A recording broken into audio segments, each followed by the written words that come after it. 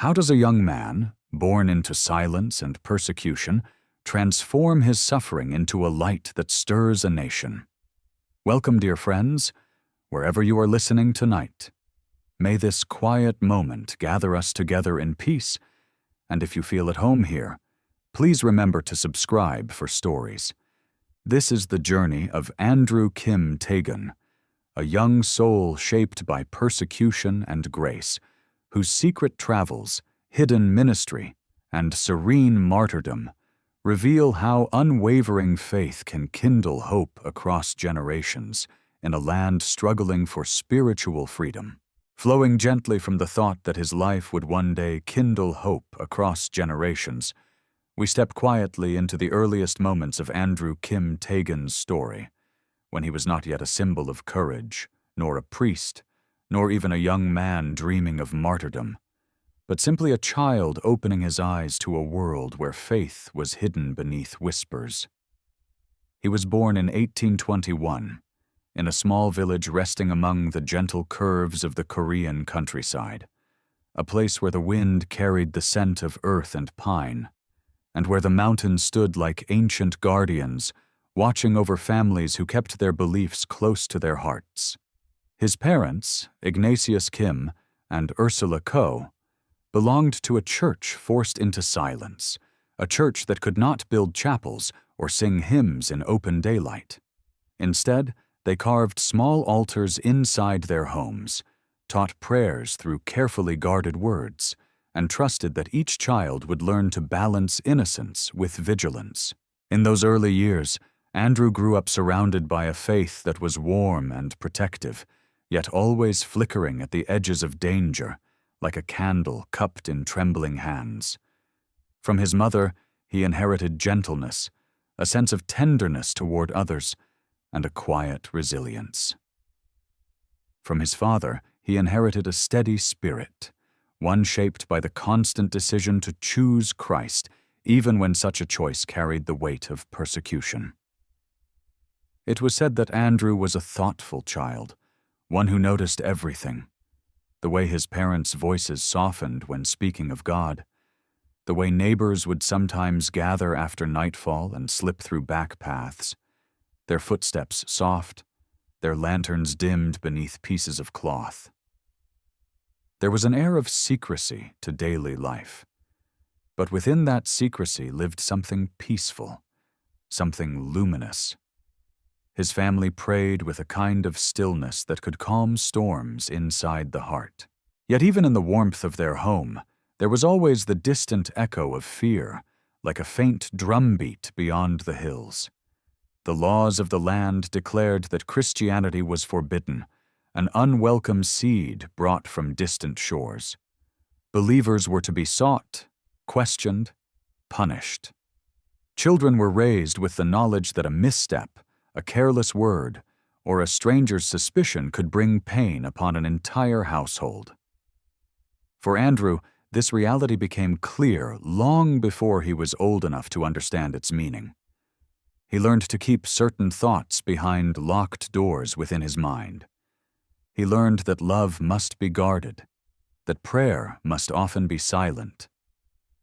Yet even then, the seeds of something extraordinary were quietly being planted within him. His parents never forced faith upon him. Instead, they lived it with a kind of gentle conviction that stirred a child's imagination. His mother told him simple stories of the saints, tales of people who loved with great patience, and who faced suffering not with anger, but with trust. His father, though cautious, spoke at times of the hope that Christ brought to those who believed in him, a hope that could not be taken away even by kings or courts. For Andrew, these stories became early stars in a sky he had not yet learned to map. Something in him began to sense that faith was not only a family heritage, but a living path, one that invited him forward. But childhood has a way of shifting in an instant, and Andrew's moment came during a gathering at a relative's home when he was still very young. He remembered the room filled with soft murmurs, the flicker of a hidden lamp, the scent of warm rice cakes shared discreetly after prayer. He remembered the joy that came when believers met, knowing they were not alone in their journey. And then he remembered how that warmth snapped like a thread when sudden knocking thundered at the door.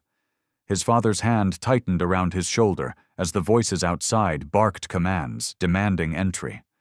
Though the visitors passed without finding evidence that night, the air afterward felt heavy, as if a storm had brushed past their roof.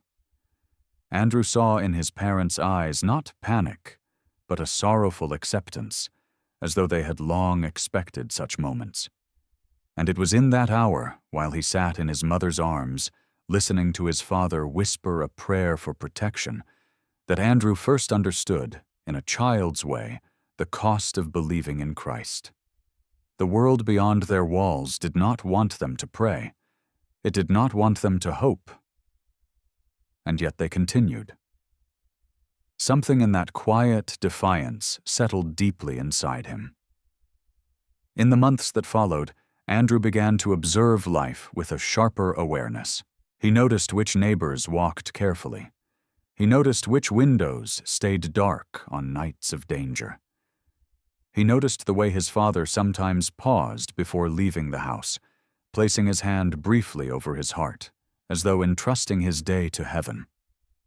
It was during this time that the unspoken reality of martyrdom began to weave itself into his family's story.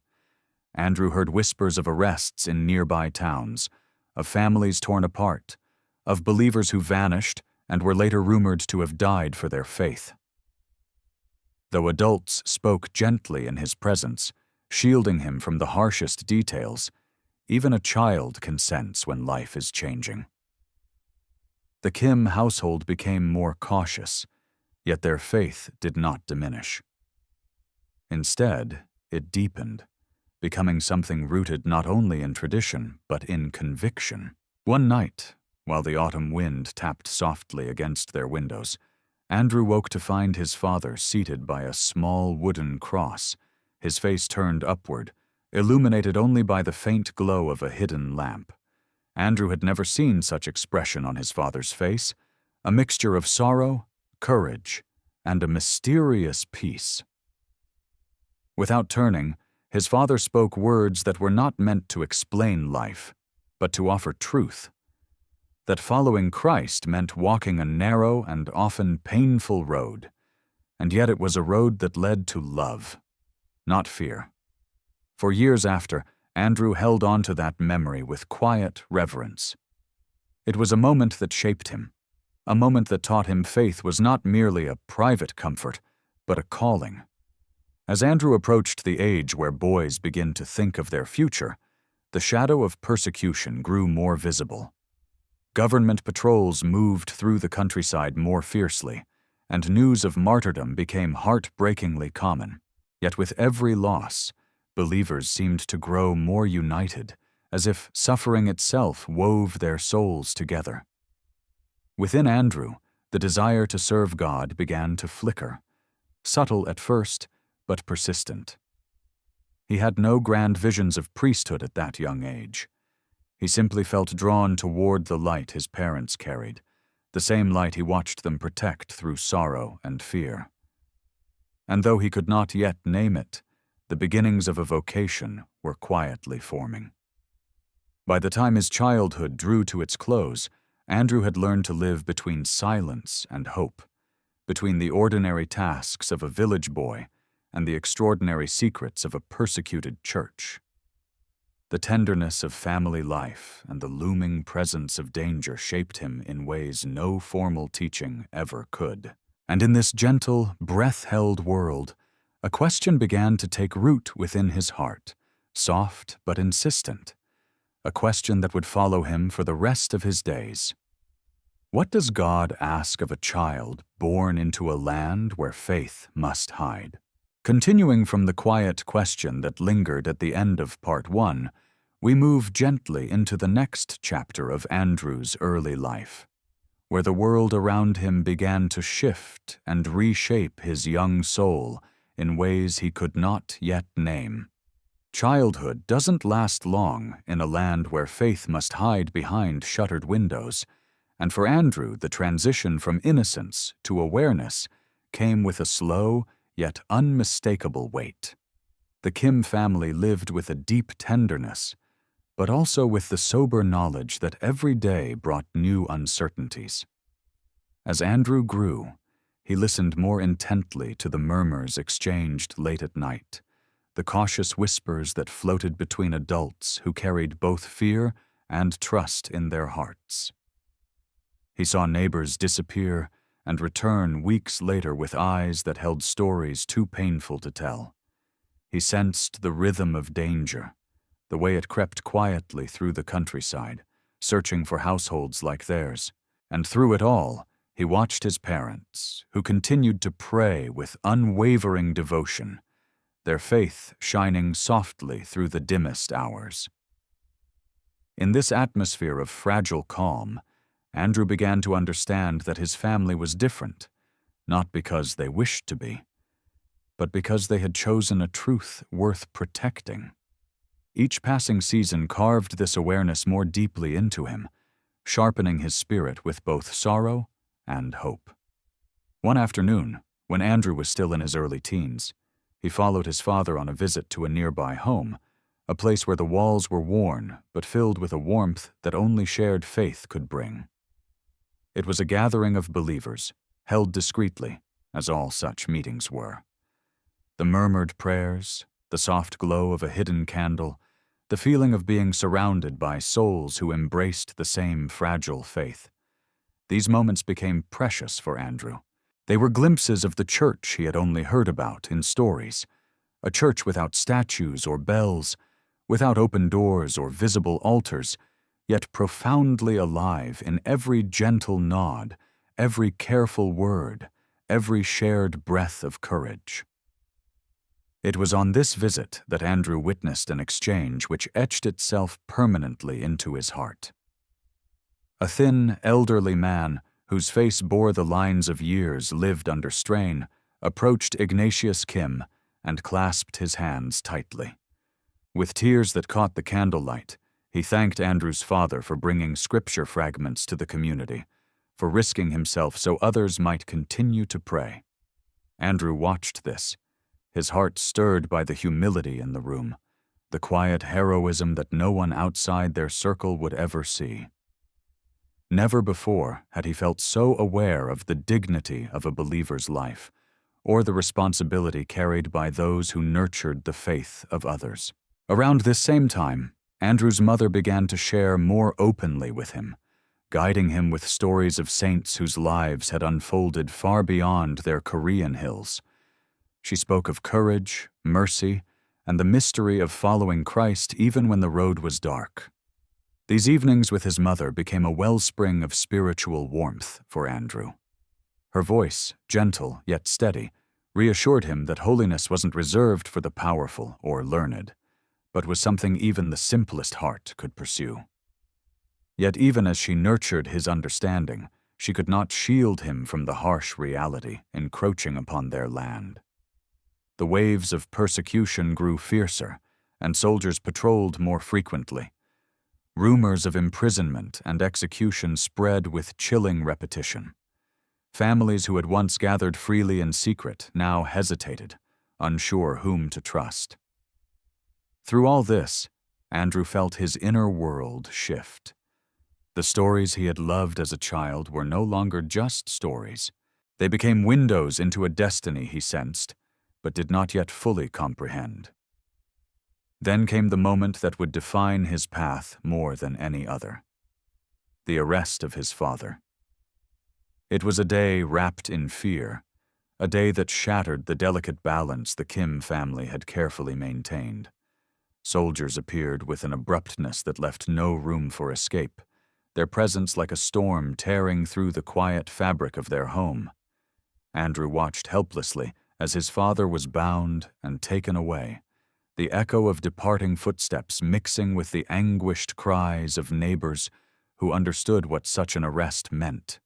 For hours afterward, the house felt unbearably still, as though time itself were holding its breath, His mother knelt before their small altar, her face pale but resolute, whispering prayers through trembling lips. Andrew, struggling to absorb the enormity of what he had witnessed, felt a deep ache burn inside him, a sorrow mixed with something that startled him, a sense of purpose.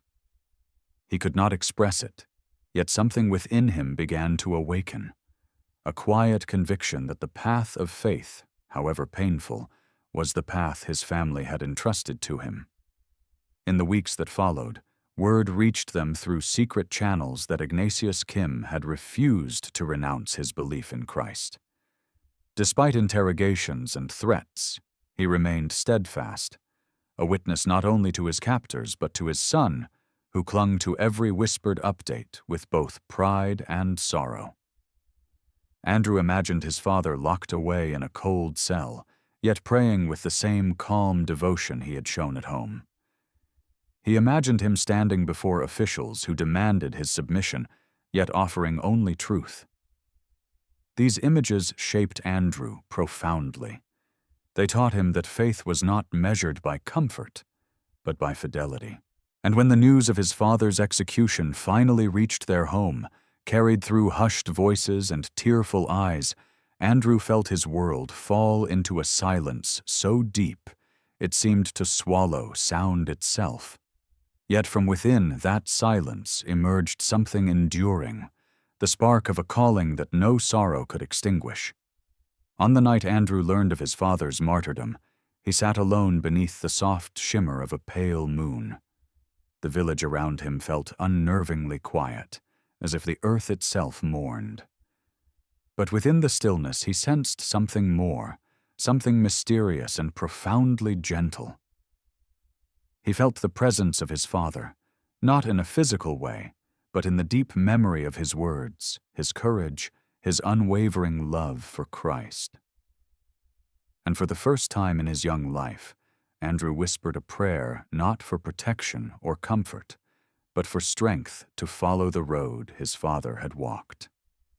It was a prayer of surrender, unpolished yet sincere, a whispered offering of a life not yet fully lived. That night, though no one witnessed it, a vocation began to take root. From this moment forward, Andrew lived with renewed clarity. He moved through daily tasks with the quiet steadiness of someone who understood that suffering and grace often walk side by side. Neighbors looked upon him with a mixture of compassion and admiration, sensing that even in his grief, something luminous had begun to grow within him. His mother, though sorrowed beyond words, supported him with each step, guiding him with her tender resilience. Andrew began to feel that his life was no longer his alone. It was intertwined with the faith of his people, with the sacrifice of those who had gone before him, with the unseen hopes of future generations. And as he looked toward the uncertain road ahead, the question that had once lingered softly in his heart grew clearer, more compelling. If God had allowed him to be born into a family destined for martyrdom, what great purpose awaited him in the years to come? Carrying forward the quiet, insistent question that closed the previous chapter, we follow young Andrew deeper into the unfolding path that sorrow and grace were quietly shaping for him. After the loss of his father, the world around him no longer felt like the soft cradle of childhood. Instead, it became a landscape etched with unfamiliar shadows, where every mountain, every footpath, and every evening wind seemed to whisper reminders of the cost his family had borne. Yet even as grief wrapped itself around him, Andrew did not collapse beneath its weight.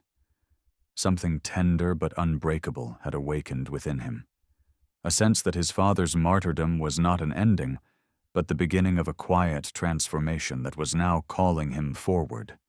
Day by day, he began to see the world with new eyes. He saw his mother's resilience not merely as survival, but as a form of witness. He saw the faith of neighbors not just as devotion, but as a living network of courage stretching across valleys and villages.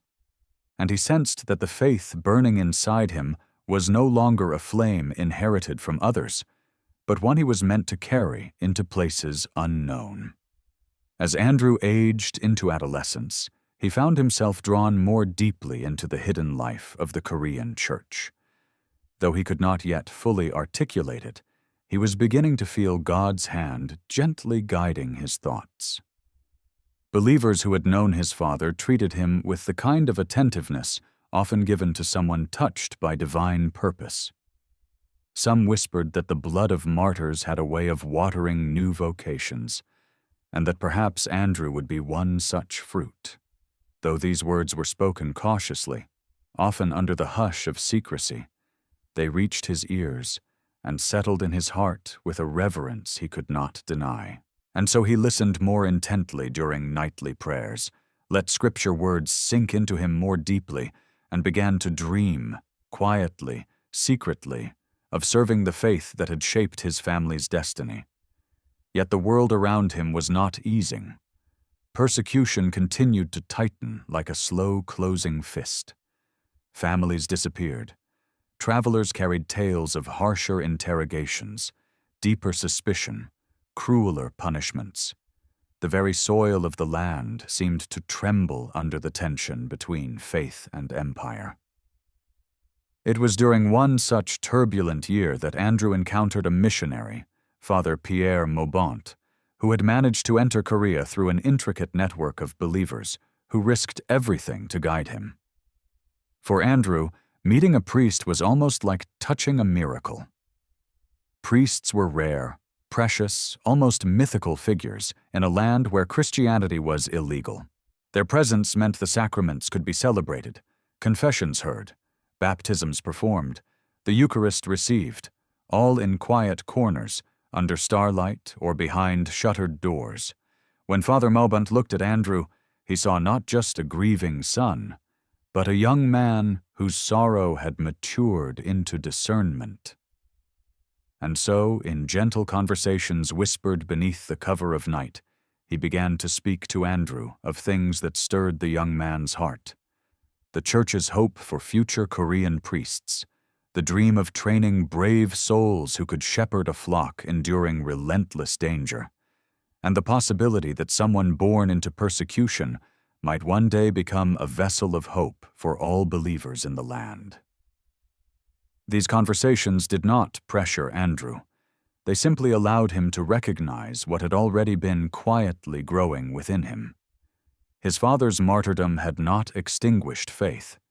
It had purified it. His mother's resilience had not hardened him.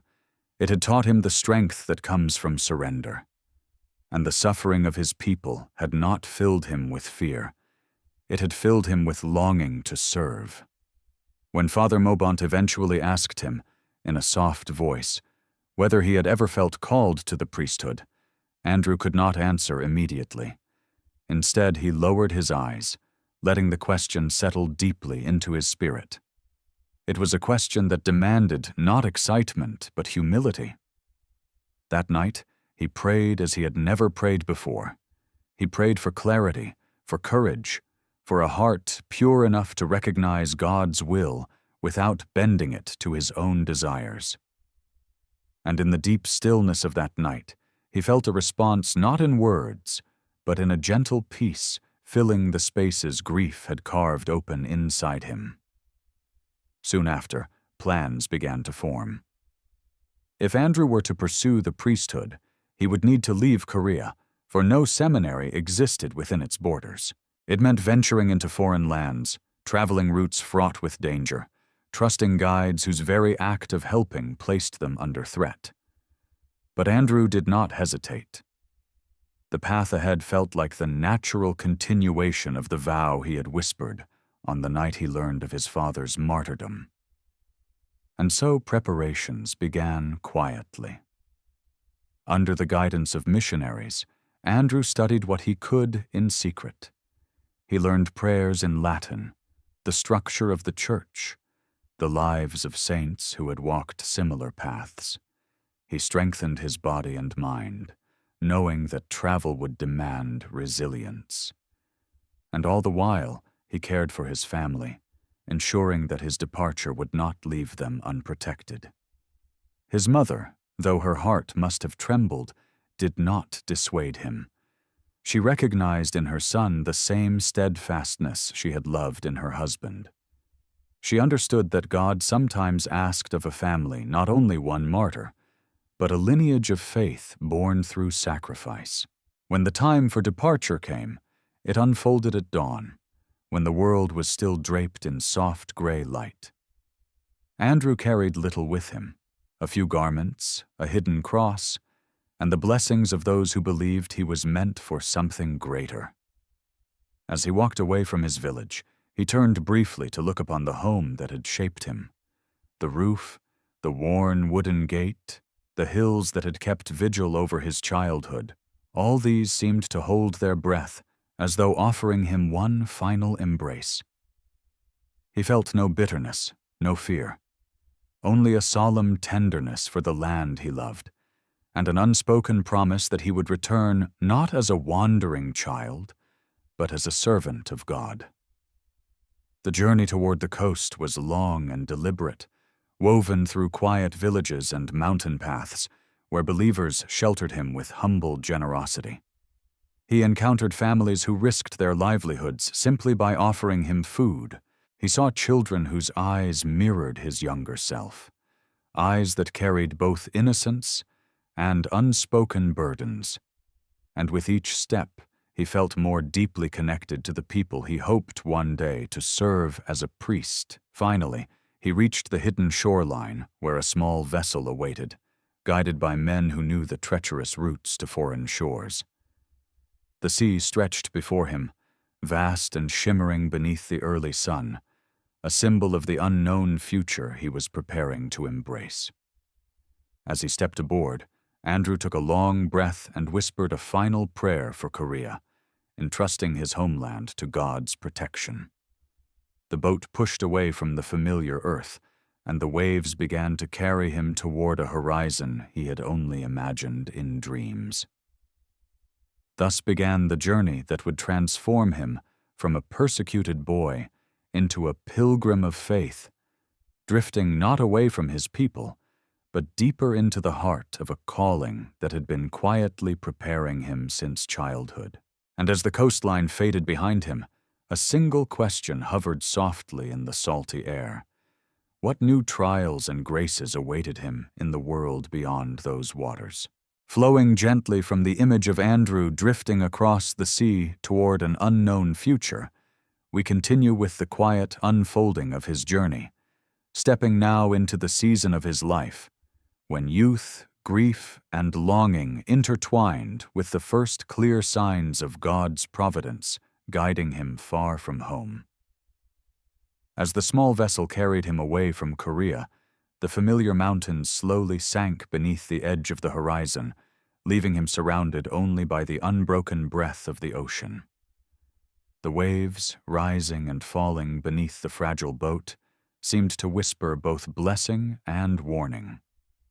The men who traveled beside him spoke little, their faces marked by the strain of navigating waters heavily patrolled by forces intent on preventing believers from leaving or entering the land.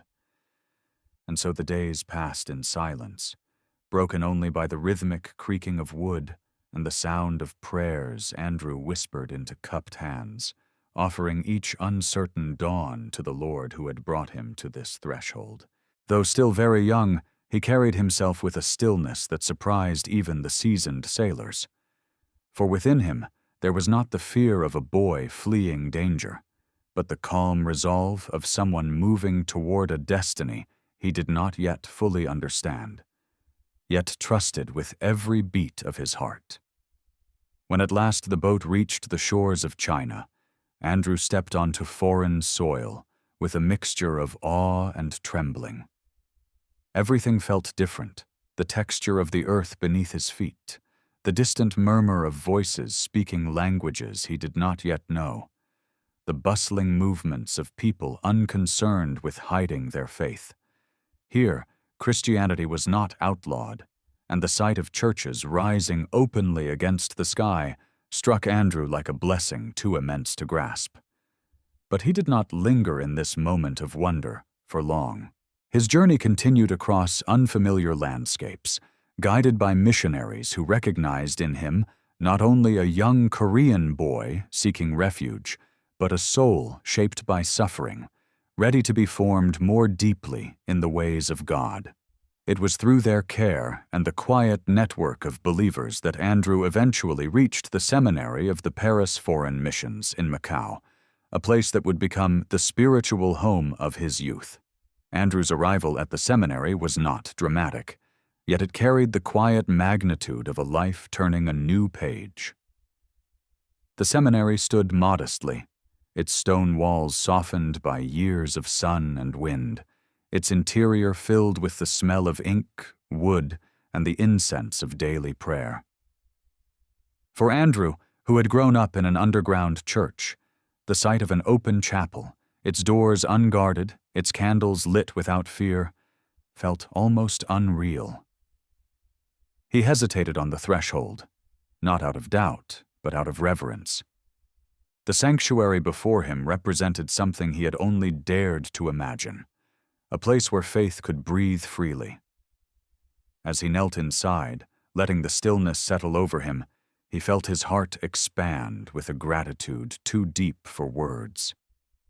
For the first time since his father's death, he felt truly shielded by peace, as though he had stepped into a refuge prepared for him long before he was born. Life at the seminary, however, was not an escape from hardship. It became a new form of discipline, one that tested Andrew's endurance, intellect, and spiritual resilience. The days were structured with prayer, study, labor, and silence. Andrew learned Latin, theology, philosophy, scripture, and languages that would later help him communicate with missionaries and believers scattered across East Asia. His teachers noted his diligence, but more than that, they saw in him a depth of contemplation uncommon in someone so young. Grief had carved space within him for grace to flourish, and every lesson, every prayer, every challenge became nourishment for his calling. Yet the seminary years were not without sorrow. Andrew's heart often ached with homesickness, with longing for the familiar mountains and the voices of those he had left behind. He worried for his mother, for the believers still hunted in Korea, for the young children growing up in the same shadows he once knew. There were nights when he lay awake listening to the distant sounds of the city, feeling at once safe and unbearably far from home. And in these moments, the weight of his vocation pressed upon him with a solemnity that sometimes felt heavier than the books he studied. But whenever doubt threatened to take root, Andrew would return to the chapel and sit in the dim glow of a single candle, imagining the light extending across the sea to Korea, reaching into the small homes where believers prayed in secret. In that quiet communion, he found strength again. It was during his 3rd year in Macau that Andrew experienced a moment of surrender that would shape the rest of his life. He had been struggling silently with a question that many young men discerning the priesthood encounter: whether he was truly worthy, truly strong enough, truly ready to give his entire life to the service of God's people. One evening, after a long day of study, he entered the chapel and knelt before a simple crucifix. There were no witnesses, no grand gestures, only the soft sound of his breath merging with the stillness of the room. And it was there, before the wounded Christ who had walked the road of sacrifice long before him, that Andrew whispered the words that would anchor his vocation. "Let my life be yours." In that humble offering, he did not ask for clarity, nor for safety, nor for certainty. He simply gave himself, and though the crucifix remained silent, Andrew felt a profound peace wash over him, as though Christ had accepted his offering with quiet joy. Years passed. Andrew grew into young adulthood marked by discipline and devotion. He learned to navigate the complexities of missionary strategy, the challenges of theology, the delicate nature of guiding souls under persecution. Yet through all this, he never forgot that his calling was not to remain in safety, but to return one day to the land that had shaped him. His teachers, recognizing both his courage and his understanding of Korean culture, knew he was meant to be more than a seminarian. He would be a shepherd for a church that had no shepherds of its own. And so, when the time came for him to leave Macau for further preparation in Shanghai, Andrew did so without hesitation. He embraced each new step with the same quiet resolve that had carried him across the sea years earlier. His travels were again dangerous, but this time his heart carried a different weight. The knowledge that he was drawing closer not only to priesthood, but to the moment he would once again set foot on Korean soil. As he journeyed toward Shanghai, with the horizon stretching ahead and the memories of his childhood stirring gently behind him, one question rose within him like a steady flame. How would God shape his ministry when he finally returned to the land where faith was still punished by death? Carrying forward the question of how God would shape his ministry when he returned to a land where faith was punished by death, we follow Andrew into the next quiet but decisive turning of his pilgrimage. His journey to Shanghai, though less perilous than his departure from Korea, was still marked by the soft unease that came with traveling through territories where he was both a stranger and a young man bearing a vocation that must be hidden from hostile eyes. The landscapes shifted around him, wide river plains, bustling markets, quiet villages, yet within him a single, steady purpose pulsed like a heartbeat. He walked not as a wanderer, but as someone slowly being carved into a vessel of grace. And each step, each prayer, each new horizon seemed to whisper that the mission entrusted to him was drawing nearer, even though he could not yet see how it would unfold. Upon reaching Shanghai, Andrew found himself immersed in a world both familiar and foreign. There he joined other seminarians, missionaries, and believers from various lands, all of them part of the intricate tapestry of evangelization that stretched across East Asia. The Shanghai community welcomed him warmly, recognizing not only his gentleness, but the unusual depth of faith that radiated quietly from him. He carried with him the shadow of Korea's persecution, and those around him quickly understood that this shadow had shaped him into someone both humble and extraordinarily courageous.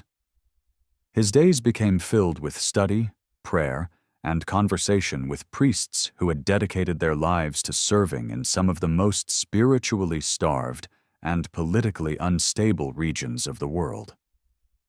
Through them, Andrew learned not only theology and practical skills for ministry, but also the delicate balance between prudence and boldness required of anyone who dared to serve the church under persecution. It was in this environment, blending intellectual formation and missionary wisdom, that Andrew began to approach the final stage of his preparation for the priesthood. The anticipation filled him with a quiet awe. To become a priest was not something he sought for honor or recognition.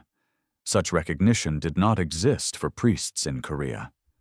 Rather, it was the fulfillment of the vow he had whispered in Macau, the continuation of the legacy his father had offered in martyrdom, and the answer to the unspoken longing that had been forming in him since the earliest days of his childhood. He often found himself reflecting on the hidden Christian communities scattered through valleys and mountain paths of Korea, communities who prayed by candlelight, who passed broken fragments of scripture between households, who baptized their children in secret, and buried their martyrs with trembling reverence. For these people, Andrew was preparing to return. For these souls, he was preparing his heart to break open with love. The seminary in Shanghai, though modest, became a place of profound interior transformation for him. His teachers noted how deeply attentive he was during formation sessions, how willingly he accepted correction, how sincerely he prayed. They also noted moments when Andrew would grow very quiet, his gaze fixed on a distant horizon. They knew, without needing to ask, that he was thinking of his homeland. For Andrew, Korea was not simply a birthplace. It was the soil soaked with the prayers of generations, the ground where martyrs slept, the cradle of a church that had learned to survive in the shadows. In Shanghai, far from those mountains and hidden chapels, he discovered something essential: that love for one's people does not diminish when distance grows. Rather, it becomes purer, stripped of self, strengthened by longing. As the months passed, Andrew's spiritual directors discerned that he was not only ready, but uniquely called to become the first native priest of Korea. His humility, his intelligence, his quiet courage, and his unwavering devotion made him an ideal shepherd for a flock still hunted and wounded.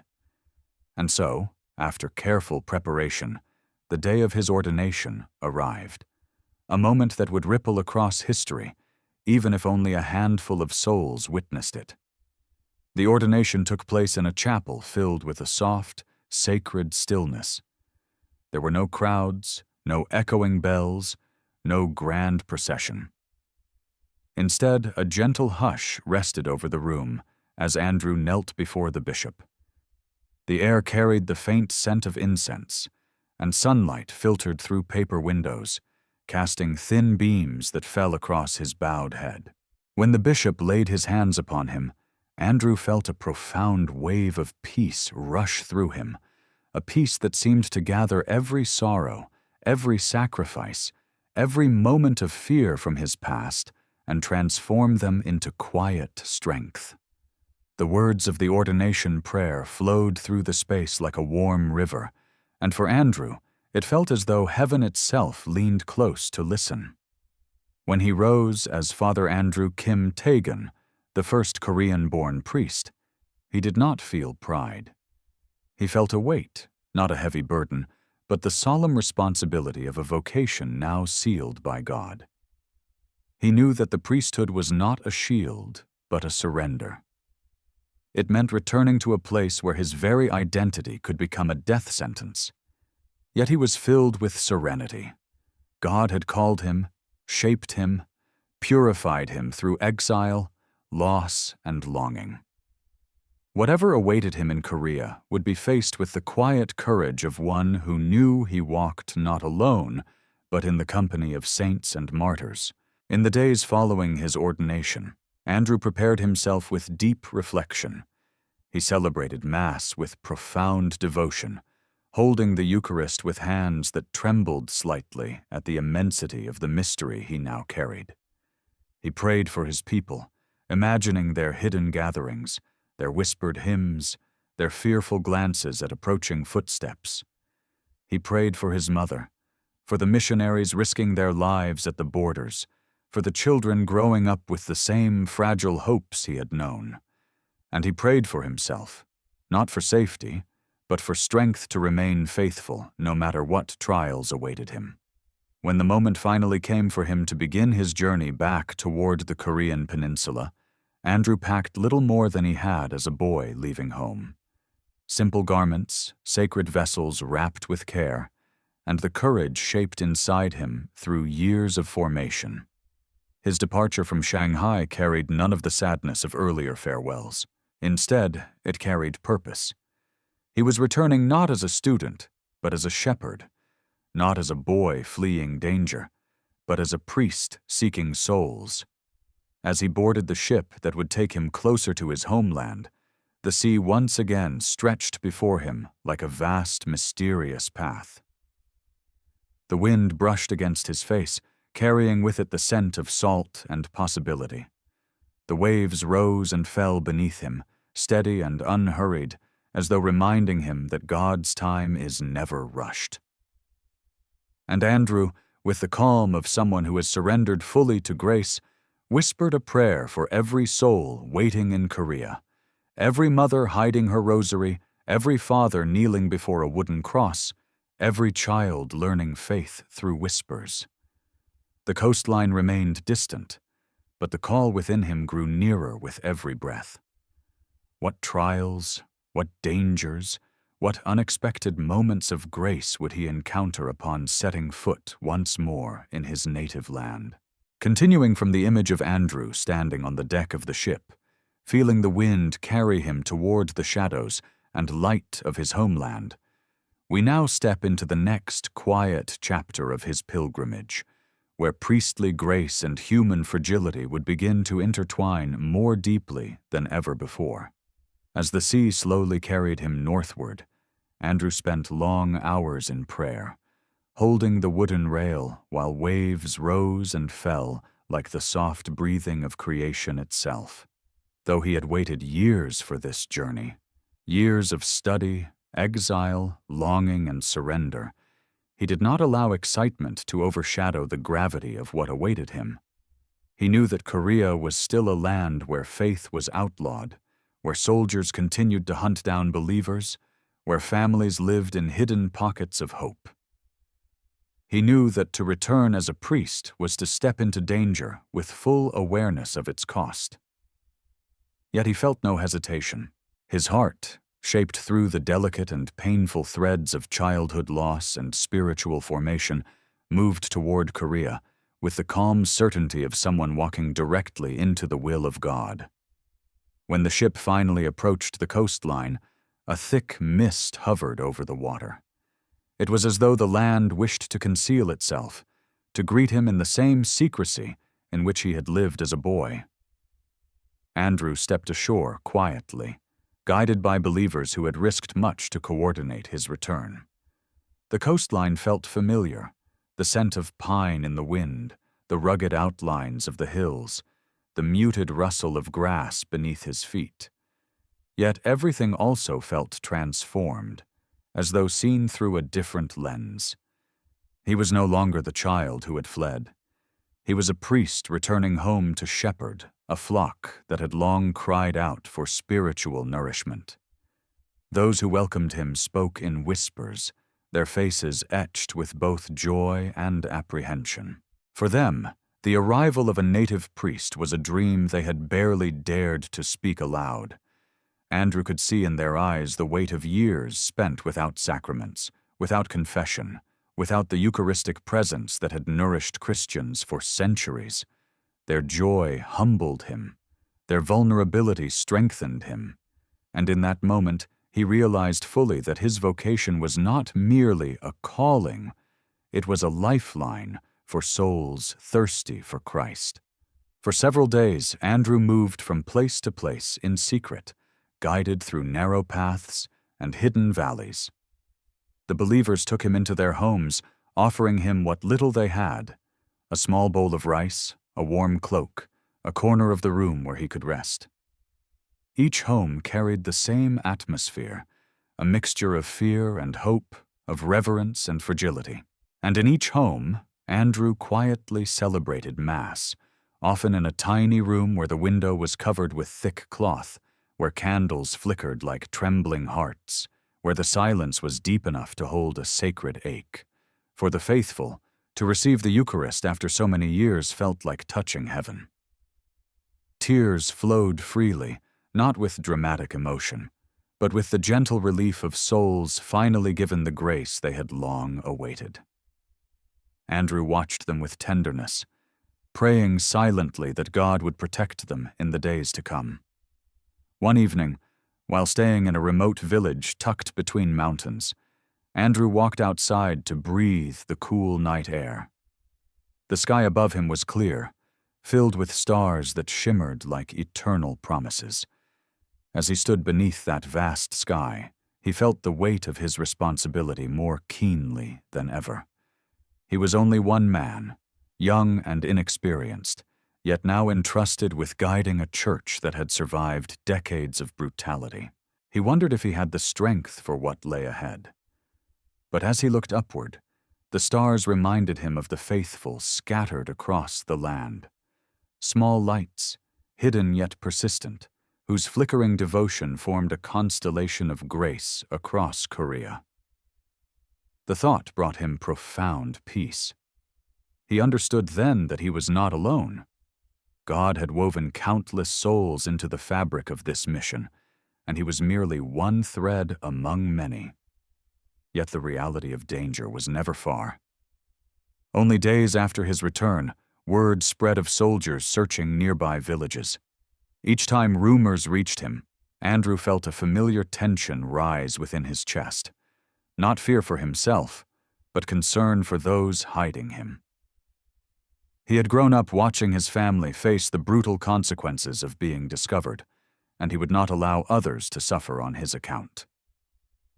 So he moved quietly, traveling mostly by night, slipping between homes like a shadow guided by grace. He learned to recognize the warning signs, the hurried footsteps of messengers, the unfamiliar echoes in the distance, the sudden silence that fell over a group of believers when danger approached. Through it all, he continued his ministry, baptizing children born in secrecy, hearing confessions whispered with trembling voices, offering counsel to families who had lost loved ones to persecution. As weeks passed, Andrew's presence began to strengthen the underground communities. Word traveled from one hidden group to another. A Korean priest had returned, one who spoke their language, one who understood their suffering from within. The thought gave them courage. For the first time in years, believers felt a renewed sense of unity. Many traveled long distances, risking arrest, simply for the chance to receive the sacraments from him. Andrew welcomed each one with fatherly gentleness, never rushing, never allowing exhaustion to dim the warmth of his presence. Though he was still young, there was a depth in his gaze that made people feel seen, understood, and valued. It was as if the suffering he had endured had carved out a space within him, large enough to hold the sorrows of all who came to him. But the stories of joy that blossomed around him were always accompanied by the steady hum of danger. The government's determination to crush Christianity had not lessened. New patrols flooded rural regions, demanding information, arresting anyone suspected of harboring believers. At times, Andrew could feel the net tightening, threads of betrayal and suspicion weaving around him. And though he remained calm, he understood that every step he took, every mass he celebrated, every believer he visited brought him closer to the moment when he would be discovered. Yet he never pulled back. He moved forward with the quiet courage of someone who had already accepted the cost of his ministry long before he had taken his vows. One late night, after visiting a community hidden deep in the mountains, Andrew sat alone beside a small fire in an abandoned hut. The flames flickered softly, casting shadows on the wooden walls. As he watched the embers glow, he reflected on how far he had come. From a boy hiding behind his mother's skirts, to a seminarian studying in foreign lands, to a priest carrying the Eucharist through the darkened paths of his homeland. And he wondered, not in fear, but in reverent contemplation, how much time God would grant him for this ministry. Would he serve for years, building networks that would sustain the church through future generations? Or would his priesthood be brief, a spark meant to ignite courage in others before being extinguished? He did not know. But as he stared into the fire, he felt a firm peace settle into his heart. The length of his service did not matter. What mattered was fidelity, living each moment as though it were his last chance to offer Christ to the people he loved. And with that quiet conviction, Andrew closed his eyes and whispered a prayer of surrender, entrusting the future of his ministry entirely to God. Flowing gently from the quiet question that closed the previous chapter, how Andrew would shepherd a people living in the shadows, knowing the cost of every step, we enter the next phase of his journey, where the path of priesthood began to deepen into something both luminous and sorrowful. The weeks following his hidden ministry in the mountains unfolded in a rhythm that was at once simple and harrowing. Andrew traveled lightly, carrying little more than a small pouch of hosts, a worn wooden cross, and a few essential belongings wrapped in cloth. Yet the weight he bore was far greater than anything his hands held. Each visit to a hidden community brought new souls seeking sacramental grace, new confessions whispered with trembling voices, new families begging for prayers over sick children, grieving parents, threatened livelihoods. And through each encounter, Andrew realized more fully that his life was no longer his own. It had become a vessel through which God poured consolation into a nation bruised by fear. Though Andrew moved with gentleness, he also carried within him a firm sense of mission. He understood that the underground Church of Korea, though deeply devout, needed more than comfort. It needed organization, structure, and safe paths for communication with missionaries abroad. It needed someone who understood both the spiritual hunger of the people and the practical necessities of survival under persecution. And so, without fanfare, he began laying the foundations of a network that would eventually serve not only his own ministry, but also the efforts of priests who hoped to enter Korea in the years to come. He mapped safe routes across mountains, learned which villages offered refuge, and memorized the rhythms of military patrols. He listened carefully to the stories of fishermen, traders, farmers, anyone who traveled between regions, gathering information that could help him safeguard believers and connect them with one another. His mind, disciplined through years of study, became a living atlas of hidden faith. During this time, Andrew often reflected on the mysterious balance between human effort and divine providence. He knew that no plan, however carefully crafted, could guarantee safety in a land where betrayal lurked behind even the warmest smiles. He understood that danger often crept silently, disguised within ordinary circumstances. And yet he believed that God guided each step, opening doors when the moment was right, and closing others with tender firmness. This belief allowed him to move with a calmness that astonished those who traveled with him, even when soldiers appeared unexpectedly near a village where he had just celebrated Mass, even when a whisper of suspicion spread through a marketplace he had crossed hours before. Andrew never allowed fear to rule his heart. Instead, he carried himself with the quiet dignity of someone who had already surrendered his life long ago, trusting that it would unfold exactly as God willed. One evening, while staying in a coastal village that relied on fishing for its livelihood, Andrew was approached by a small group of believers who had recently heard that foreign priests were attempting to enter Korea through sea routes. They asked whether it might be possible to coordinate safe passages for them, so that sacraments could be offered more frequently throughout the country. This request stirred something deep within Andrew. He remembered his own departure from Korea as a boy. The trembling uncertainty of the boat, the fragile trust placed in those guiding him through unknown waters. And he remembered the joy he had witnessed in recent weeks as communities received the Eucharist after years of longing. That joy, he knew, must not be allowed to fade again. And so Andrew began to work more intentionally with fishermen who were sympathetic to the faith. He met them under the cover of darkness, often sitting on the sand as the tide whispered along the shore. Together they studied the patterns of currents, the locations of hidden inlets, the movements of patrol ships that guarded the coastline. Andrew compensated them modestly, but more often than not, they offered their services freely, moved by the conviction that helping a priest was one of the few acts of courage they could give to God. Through these collaborations, Andrew created sea routes that would later prove crucial for missionaries attempting to enter Korea, routes hidden beneath the ordinary rhythms of fishing and trade. Yet, even as his ministry grew more effective, so did the risks surrounding him. News of a Korean priest moving secretly throughout the peninsula began to reach the ears of authorities.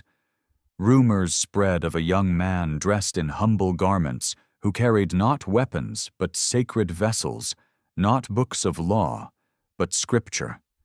Soldiers were dispatched to search for him. Rewards were offered to informants.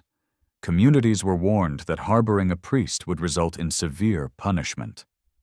For Andrew, these developments were not surprising. He had always known that the return journey would eventually lead him into the hands of those who had hunted his father. But the mounting danger forced him to make decisions with greater caution and deeper reliance on prayer. During one particularly tense night, Andrew sought refuge in a small hut perched on the edge of a forest. There, surrounded by trees that swayed softly in the wind, he spent hours reflecting on the path that had led him to this moment. He thought of the seminary in Macau, the quiet chapel where he had first offered his life to God. He thought of Shanghai, where he had knelt to receive the sacrament of holy orders. And he thought of the believers he had met in recent weeks, their faces illuminated by candlelight as they received the Eucharist with tears. Every memory felt like a thread woven into the larger fabric of grace that sustained him. But he also recognized a new truth emerging with increasing clarity. His priesthood, however long or short it might be, was intimately bound to the fate of his people. He was not called to serve from a distance. He was called to stand in the very heart of danger, offering his life as a bridge between heaven and a suffering church. As the months passed, Andrew encountered both the beauty and the ache of priestly ministry. He witnessed the resilience of believers who had lost everything, yet continued to trust in God's providence. He blessed children whose names would never appear in official records because their parents dared not reveal their faith. He comforted widows whose husbands had been taken in the night. He prayed with elderly believers who had lived for decades in secrecy and who now saw in him a sign that God had not forgotten Korea. Each encounter strengthened his resolve and deepened his compassion. And though he often walked with weary steps, his heart never lost its quiet fire. One morning, after celebrating Mass in a secluded valley, Andrew sat with a small group of believers sharing a simple meal.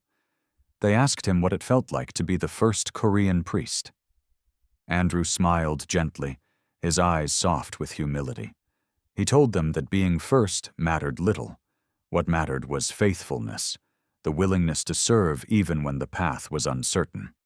He added that God often chose the weak to carry the greatest tasks, not because of their strength, but because of their openness.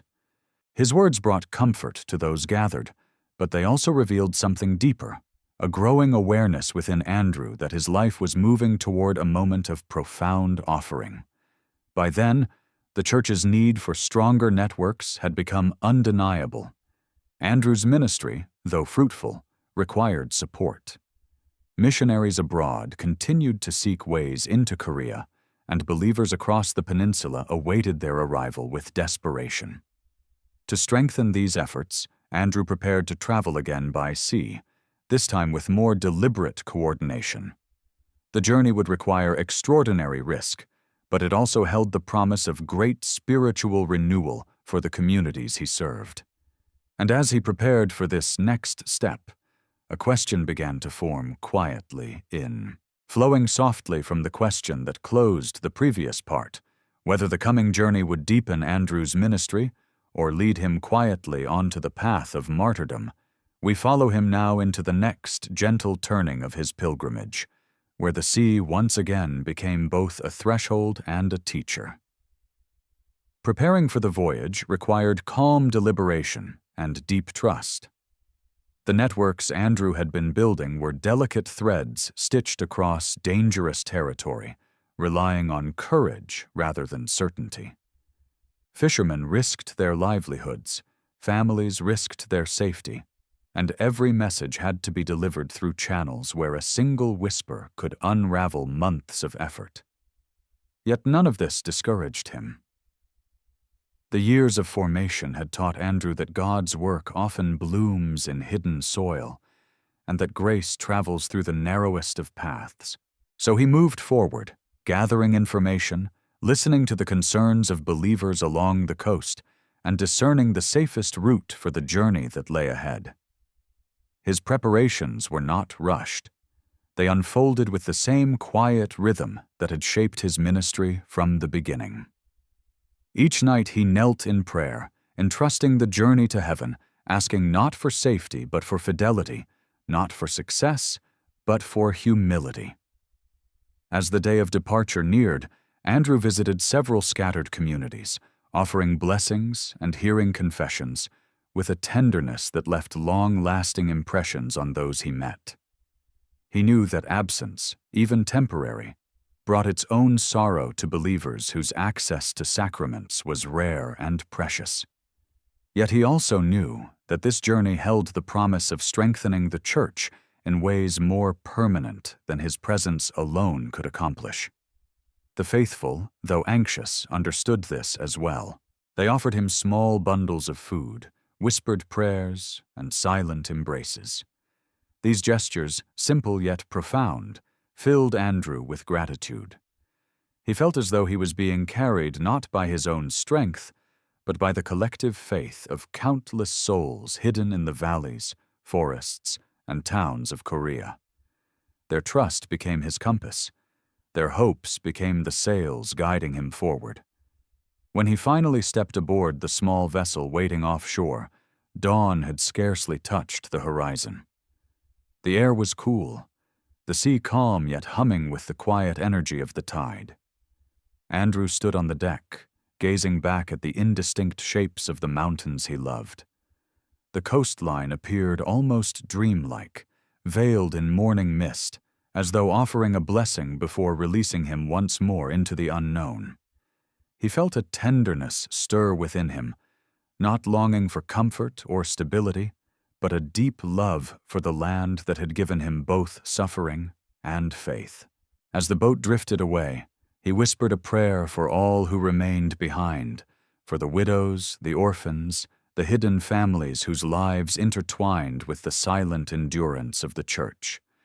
Their faces, etched into his memory, traveled with him across the waves. The journey itself carried moments of serene beauty and moments of quiet tension. The sea, indifferent yet majestic, rose and fell beneath the fragile boat like a slow heartbeat. Andrew spent long hours in contemplation, letting the vastness of the water remind him of the vastness of God's plans, plans often concealed from the eyes of those walking within them. But the dangers were real. Patrol ships occasionally appeared on the distant horizon, their silhouettes dark against the shimmering surface. Each time, the fishermen guiding Andrew adjusted their course with subtle precision, their movements guided by instincts honed through years of navigating treacherous waters. Andrew watched them with admiration. Their skills, though humble in the eyes of the world, were now woven into the mission of the Church. They became, in their own way, hidden apostles of the sea. After days of travel, the vessel finally reached a foreign shore where Andrew planned to meet missionaries who wished to enter Korea. The arrival felt like stepping into a space suspended between two worlds, not entirely home, yet not entirely foreign. Here, Andrew encountered men whose dedication to the gospel matched the fervor of his own heart. They listened as he described the fragile condition of the Korean Church. Communities lacking sacraments, believers facing relentless persecution, children growing up in fear, yet clinging to faith through whispered prayers. The missionaries were moved by his testimony, by the quiet authority with which he spoke, by the steady compassion in his eyes. They understood that this young priest, shaped by suffering and exile, was not merely conveying facts. He was carrying the wounds and hopes of an entire people. Together, Andrew and the missionaries spent days planning routes, discussing strategies, and discerning how best to serve the hidden church. Andrew's knowledge of the terrain, his familiarity with the rhythms of danger, and his ability to read the subtleties of local suspicion made him invaluable. The missionaries, in turn, offered him encouragement, supplies, and the reassurance that Korea was not forgotten by the wider world. In these exchanges, Andrew felt a renewed sense of unity, a reminder that the Church, though scattered across nations and cultures, was bound together by a single spirit of love and sacrifice.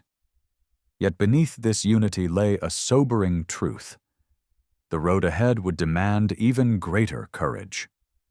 Andrew's presence on foreign soil could arouse suspicion. His guidance would make him an even more prominent target, but he accepted this reality with the same humility that had guided him since childhood. When the time came for Andrew to return to Korea, he boarded the vessel with a heart carrying both hope and solemnity. The journey back felt heavier, not because of fear, but because he sensed that each returning wave was bringing him closer to the climactic chapters of his life. He had learned much from this expedition, about the needs of the Church, about the determination of missionaries, about the delicate balance between prudence and boldness. But above all, he had learned something new about himself, that the priesthood, far from being a role he filled, was now the very essence of his being. It shaped his thoughts, his decisions, his posture before God. It had become the steady flame guiding him through the gathering shadows. Back on Korean soil, Andrew resumed his ministry with a renewed sense of purpose. The believers welcomed him with tears and embraces, relieved that the sea had returned him safely. Yet Andrew noticed a shift in the air, a heaviness, a tension, as though danger was drawing nearer with each passing day. Soldiers had begun patrolling more aggressively, asking sharper questions, searching more homes. Informants, driven by fear or desperation, whispered to authorities about suspicious gatherings. The network Andrew had helped to build was stronger than before, but so was the scrutiny of those who sought to destroy it. Despite this tightening grip, Andrew did not slow his efforts. He continued to visit remote villages, continued to celebrate Mass in hidden rooms, continued to coordinate paths for missionaries hoping to enter the country. His movements were cautious, but his heart remained open. Each encounter felt like a gift. Each sacrament offered felt like a small miracle. And though the danger around him thickened like a closing forest, his trust in God deepened with equal measure. One night, while staying in a secluded home on the outskirts of a village, Andrew sat beside a dimly glowing lamp, reflecting on the months behind him. The fire crackled softly, casting gentle light across the walls. He felt an unusual stillness settle into his soul, a stillness that did not signal safety, but acceptance. He sensed, with a certainty both tender and piercing, that his path was narrowing, drawing him toward a moment of profound offering. It was not fear that filled him, nor sorrow, but a quiet readiness. His life had always belonged to God. Now he felt that it might soon be returned fully. Flowing gently from the growing awareness that martyrdom was no longer a distant possibility, but a quiet horizon drawing steadily nearer, we now follow Andrew deeper into the unfolding reality of his priestly mission, a mission that in these months grew simultaneously more fruitful and more perilous. Even as the ground beneath him grew increasingly unstable, Andrew moved with the soft, steady rhythm of someone who understood that faith is often lived most authentically in the narrow spaces between danger and hope. He did not allow fear to shape his choices. Instead, he allowed compassion to guide each step, each whispered mass, each secret meeting with believers who risked everything simply to receive the sacraments. This period of his life became marked by an extraordinary blending of sorrow and grace, sorrow for the tightening persecution threatening to suffocate the Christian communities he loved, and grace in witnessing how fiercely those same communities clung to Christ with unwavering devotion. In the small villages where Andrew ministered, he saw how persecution had shaped the believers into people of remarkable depth. Their faith was not adorned with outward rituals or grand ceremonies. It was woven into the fabric of their days, whispered into their children's ears, hidden beneath the rhythm of their work. Andrew admired their perseverance. Even in the midst of fear, they continued to gather, to pray, to encourage one another with simple gestures of charity.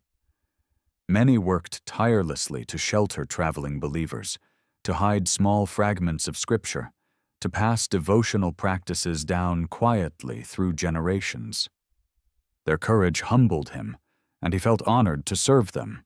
He knew that these souls had been shaped not by formal instruction, but by the purifying fire of suffering, and their steadfastness inspired him to live with an even deeper sense of sacrifice. Yet Andrew also saw the toll that such a life demanded. He saw mothers who lived with constant fear that their children might speak too openly at a marketplace and draw the attention of soldiers. He saw fathers whose shoulders seemed permanently tense from bearing responsibilities heavier than poverty alone could explain. He saw elderly believers whose trembling hands still traced the sign of the cross in the pre-dawn hours, offering their prayers for a church they might not live to see flourish freely. These quiet lives, each carrying both immeasurable weight and immeasurable faith, became the heart of Andrew's ministry.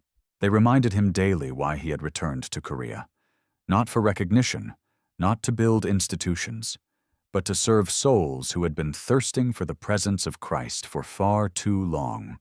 As persecution intensified, Andrew's movements became even more cautious. He often traveled at night, stepping through forests where the wind rustled the leaves like whispered prayers. At times he crossed rivers under moonlight, the water glinting faintly as though honoring his hidden ministry. Other nights he rested briefly in abandoned huts or caves, grateful for even the smallest shelter. Despite these hardships, he never allowed exhaustion to overshadow his responsibility. Whenever he reached a hidden community, his first act was always the same: to celebrate the Eucharist with a reverence that drew tears from those gathered. In those precious moments, the dangers of the world felt distant. The flickering of candles, the soft murmur of prayers, the gentle stillness after communion, all became reminders that Christ was present with them, even in the darkest valleys of their lives. Word of Andrew's ministry spread quietly across the peninsula. Believers who had been isolated for years heard whispers of a Korean priest who traveled through mountains and over rivers to minister to those in need. Families traveled long distances in secret, their steps guided by rumor and hope in the chance that they might find him. Andrew welcomed each one patiently, offering not only the sacraments, but also gentle counsel rooted in compassion. He listened to stories of grief, stories of resilience, stories of faith held onto with trembling hands. Each encounter deepened his conviction that his life belonged entirely to God and to the people entrusted to his care. And though he sensed that the dangers surrounding him were tightening like a slowly closing snare, he did not waver in his commitment. It was during this time that Andrew's leadership blossomed in new and unexpected ways. Recognizing the need for greater organization among the believers, especially given the increasing difficulty of hosting foreign missionaries, he worked tirelessly to create communication lines that could survive even the harshest waves of persecution. He coordinated trusted couriers, taught believers safe methods of sharing information, and identified areas where communities could gather without drawing unwanted attention. The networks he formed would later become essential for sustaining the church in its most fragile hours. Yet what was most remarkable was that Andrew approached each task not with the efficiency of a strategist, but with the heart of a shepherd. Every decision, every plan, every journey was guided by love more than strategy, by the desire to protect the faithful rather than preserve his own safety. Still, danger crept steadily closer. Soldiers began increasing their presence in regions known for Christian activity. The authorities, aware that a Korean priest had returned to the country, intensified their efforts to capture him. Patrols were expanded, interrogations grew harsher, and informants were offered greater rewards. Andrew felt the shift in the air, a heaviness, a tension that suggested the walls of secrecy around the church were being probed for weaknesses. Even so, he refused to retreat into hiding. Instead, he prayed more fervently, moving forward with the quiet courage of someone who had stopped measuring his days by earthly time and had begun measuring them only by faithfulness. One evening, after an especially long day of ministry in a remote village, Andrew found himself sitting in the dim glow of a single lamp while families finished washing the simple wooden bowls used during their shared meal. As the lamp flickered, casting dancing shadows along the walls, Andrew listened to the soft hum of conversation, the sound of children laughing quietly, the gentle rustle of women preparing beds for the night. In this humble setting, surrounded by people who loved God with their whole hearts, he felt a tenderness swell within him. He realized that these moments, the ordinary, fragile, deeply human moments, were the very essence of the church he had come home to serve.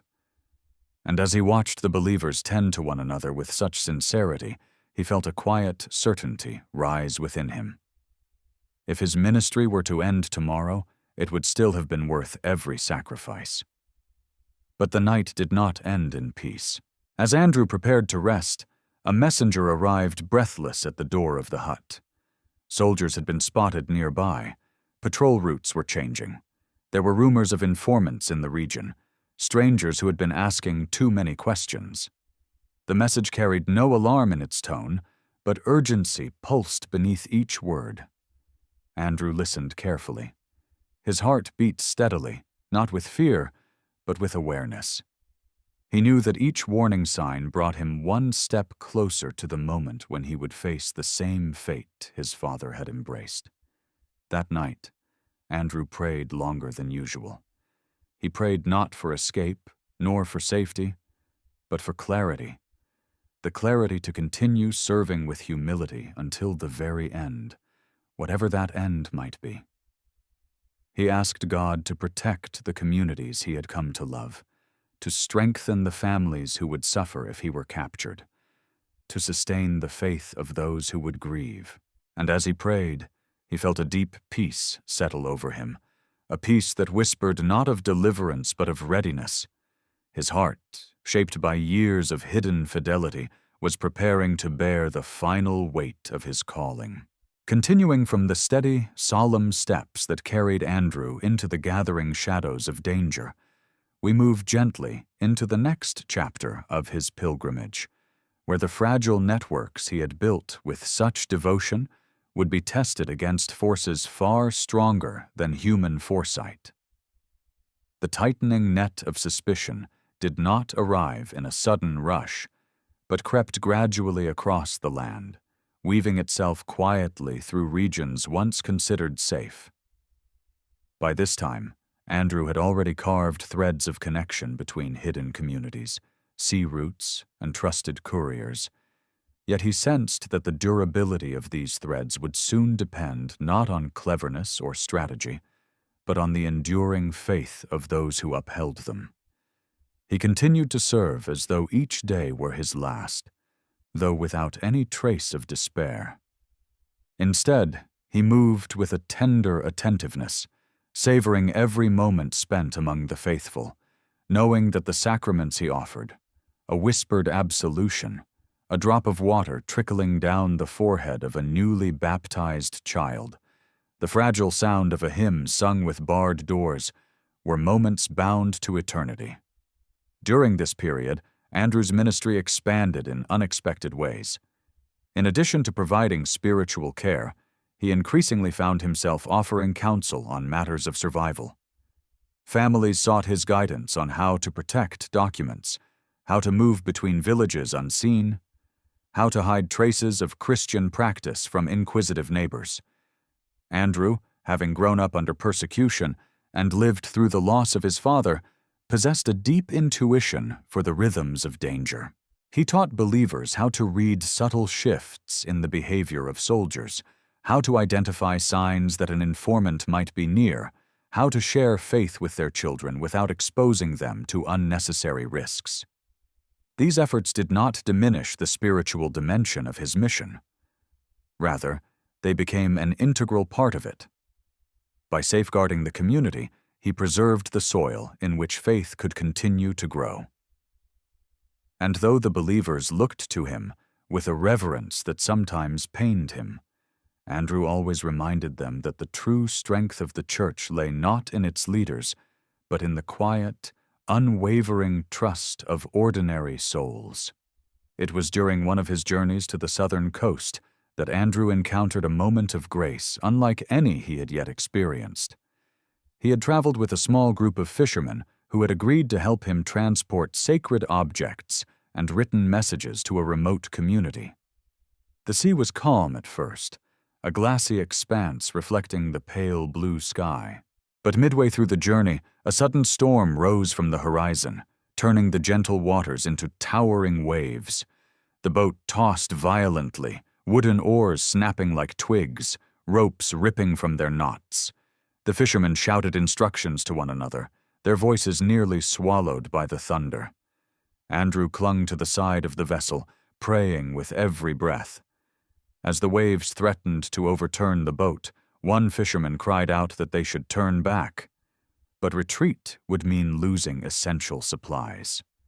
Without raising his voice above the storm, Andrew called out a calm encouragement, reminding them that courage, not panic, was their only hope of survival. The men steadied themselves. Guided by instinct and strengthened by Andrew's unwavering composure, they maneuvered the vessel slowly through the churning water. For what felt like hours, the group battled the storm, each moment a delicate balance between death and deliverance. Finally, as if responding to a prayer too humble to be spoken aloud, the storm began to ease. The waves calmed, the thunder softened, and the wind retreated with a sigh. When the last clouds drifted away, revealing a strip of coastline gleaming in the late afternoon light, the fishermen looked at Andrew with awe. They believed firmly, wholeheartedly, that their survival was more than skill. It was grace. And though Andrew accepted their gratitude with humility, he carried the memory of that storm as a reminder that God's providence often reveals itself in the places where human strength reaches its limits. In the months that followed, Andrew's hidden community roots grew stronger. Messages moved discreetly between regions, enabling believers to share news, warnings, and spiritual encouragement. Supplies reached communities that had been isolated for years, and missionaries abroad, those whom Andrew had met during his sea voyage, sent word that they were preparing to attempt entry into Korea through the routes he had helped map. These developments brought both joy and apprehension. The prospect of more priests entering the country promised renewed sacramental life, yet each arrival risked attracting greater scrutiny from the authorities. And scrutiny, indeed, grew sharper. The officials leading the persecution campaign began to hear whispers, faint at first but persistent, about a Korean-born priest moving among the people with unusual influence. They heard of a young man who spoke with the authority of someone trained abroad, who coordinated sea journeys, who encouraged believers to remain steadfast despite mounting pressure. Some stories described him as elusive, others as bold, but all agreed on one point. He was becoming a threat to the efforts to stamp out Christianity. The authorities expanded their patrols, tightened their interrogations, and increased the rewards offered for information leading to the priest's capture.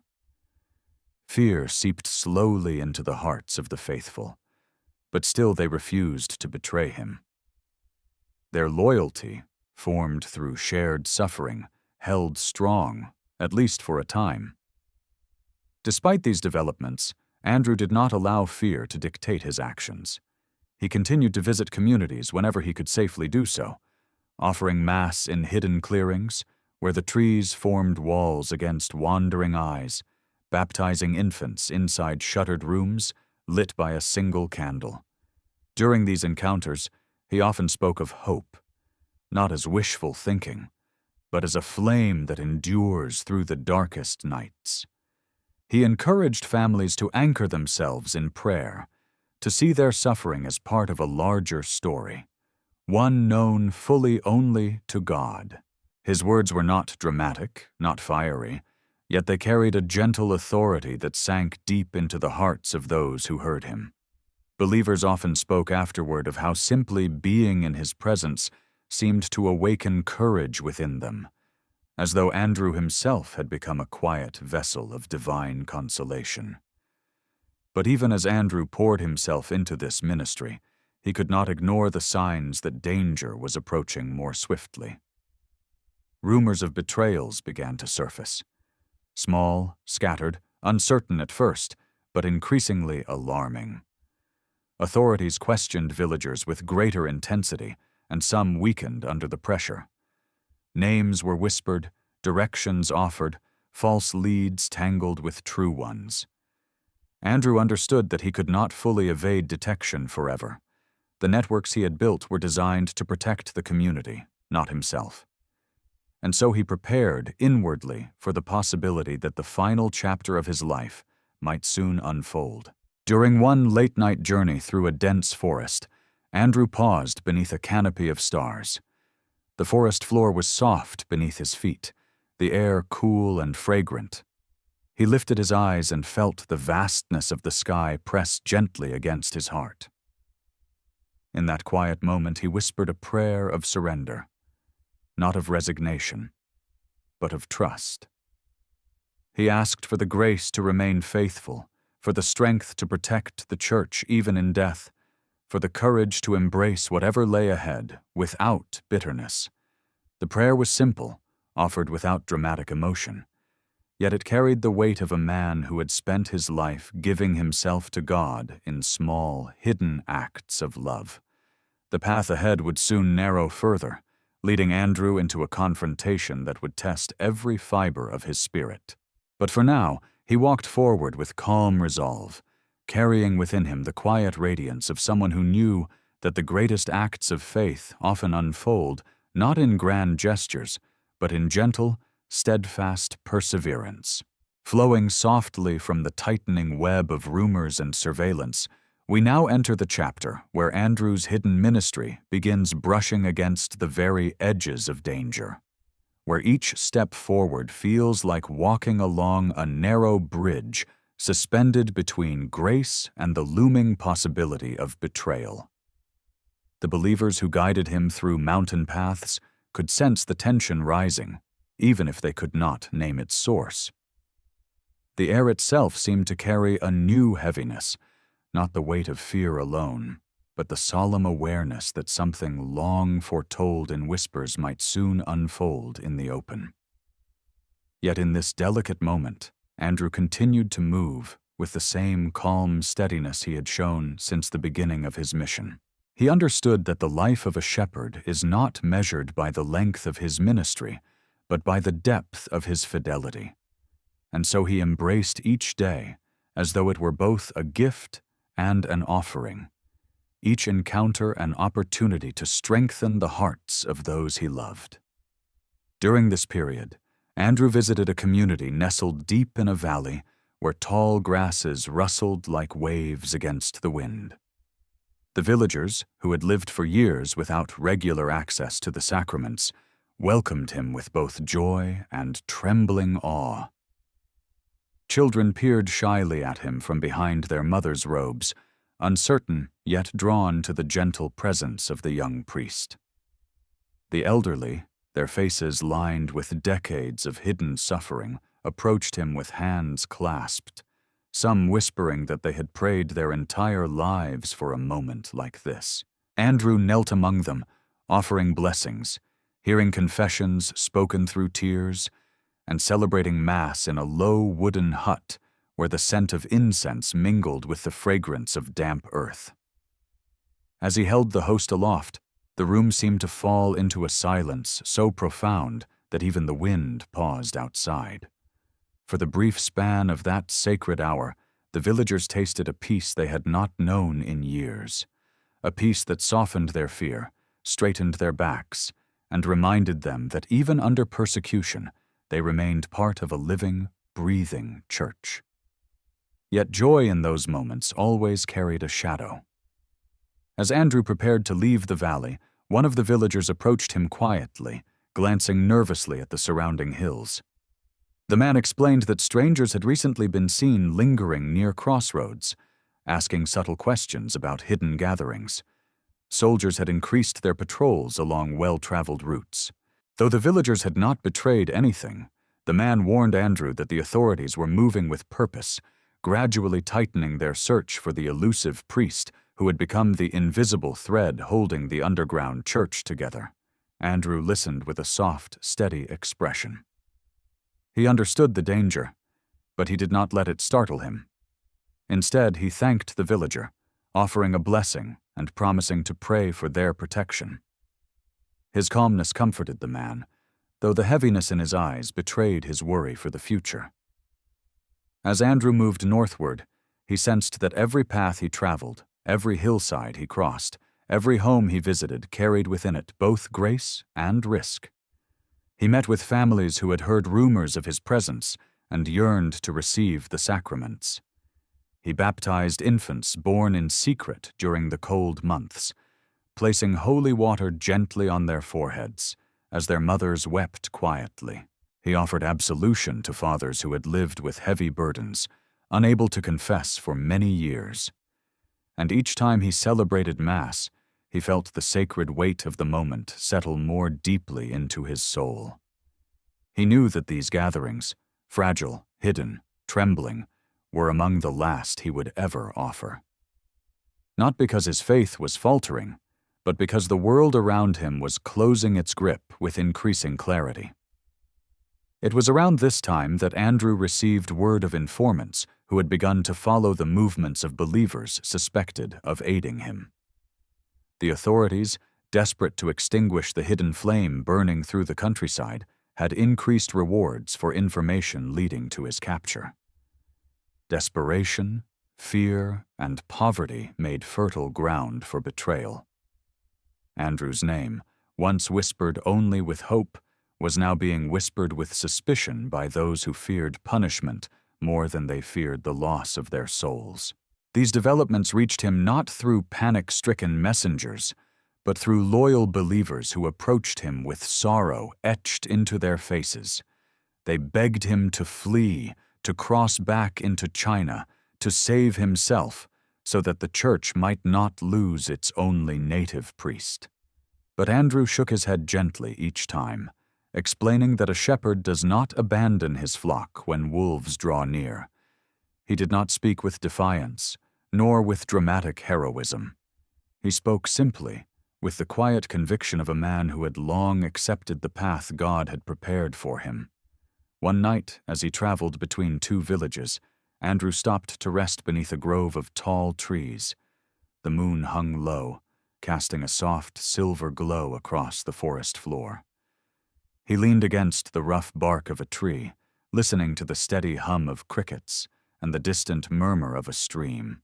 In that stillness, Andrew reflected on the journey that had brought him here. The childhood lived in secret, the grief of losing his father, the years of formation in distant lands, the hidden ministry that had unfolded in countless humble homes. Each chapter of his life had been shaped by a quiet surrender to God's will, and now he understood that he was nearing the final chapter, the one that would reveal the deepest meaning of his vocation. He closed his eyes, offering the night to God, not asking for rescue but for courage. He prayed for the believers who would remain, for the communities that would continue to live in the shadows after he was gone. And in the silence that followed, he felt a peace settle within him, not a peace that denied the danger, but one that embraced it with trust. In the days that followed, the search for Andrew intensified. Soldiers questioned villagers with a new ferocity, their voices sharp and unyielding. They inspected homes, sifted through belongings, demanded explanations for every unfamiliar landmark. The believers, loyal and steadfast, protected Andrew as best they could. Yet the tightening web of surveillance made every movement more treacherous. Andrew was urged by many to hide more deeply, to move less frequently, to avoid contact with communities already under suspicion. But Andrew knew that the sacraments could not be withheld out of fear. So he continued to walk the narrow paths, continued to offer Mass in hidden corners, continued to whisper prayers for courage into the ears of trembling believers. Inevitably, the moment came when the faint thread of his presence was traced by those seeking him. It happened not through malicious intent, but through the simple weariness of someone who could bear the pressure no longer. Information slipped into the wrong ears. A direction was given. A rumor reached officials who had been waiting for even the smallest mistake. And thus the invisible net that had been tightening around Andrew began to close with sharper precision.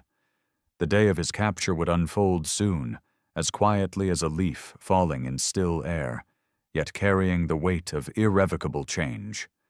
For now, he walked onward, unaware of the exact moment but fully aware of the cost.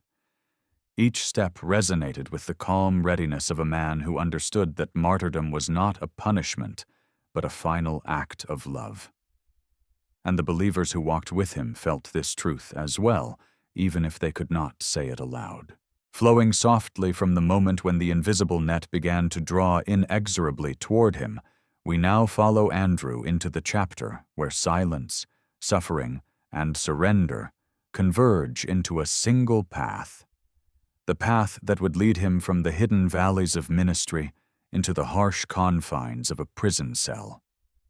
Though he did not know the exact hour of his arrest, Andrew sensed the nearness of danger as clearly as one senses the first distant rumble of an approaching storm. And yet, even in this growing darkness, he did not retreat.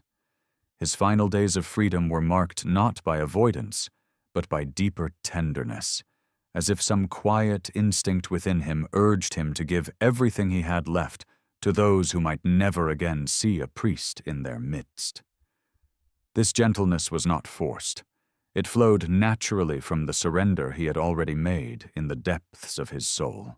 He moved as one who understood that God's will was not merely approaching, it had already wrapped itself around his life with quiet certainty. The arrest, when it finally came, unfolded with a strange softness, almost as though the world wished to spare him the violence that persecution so often carried. Andrew had been staying in a small home on the outskirts of a village, offering sacraments to a handful of families who had heard whispers of his presence. The night had passed peacefully, marked only by whispered prayers and the steady breathing of those resting nearby.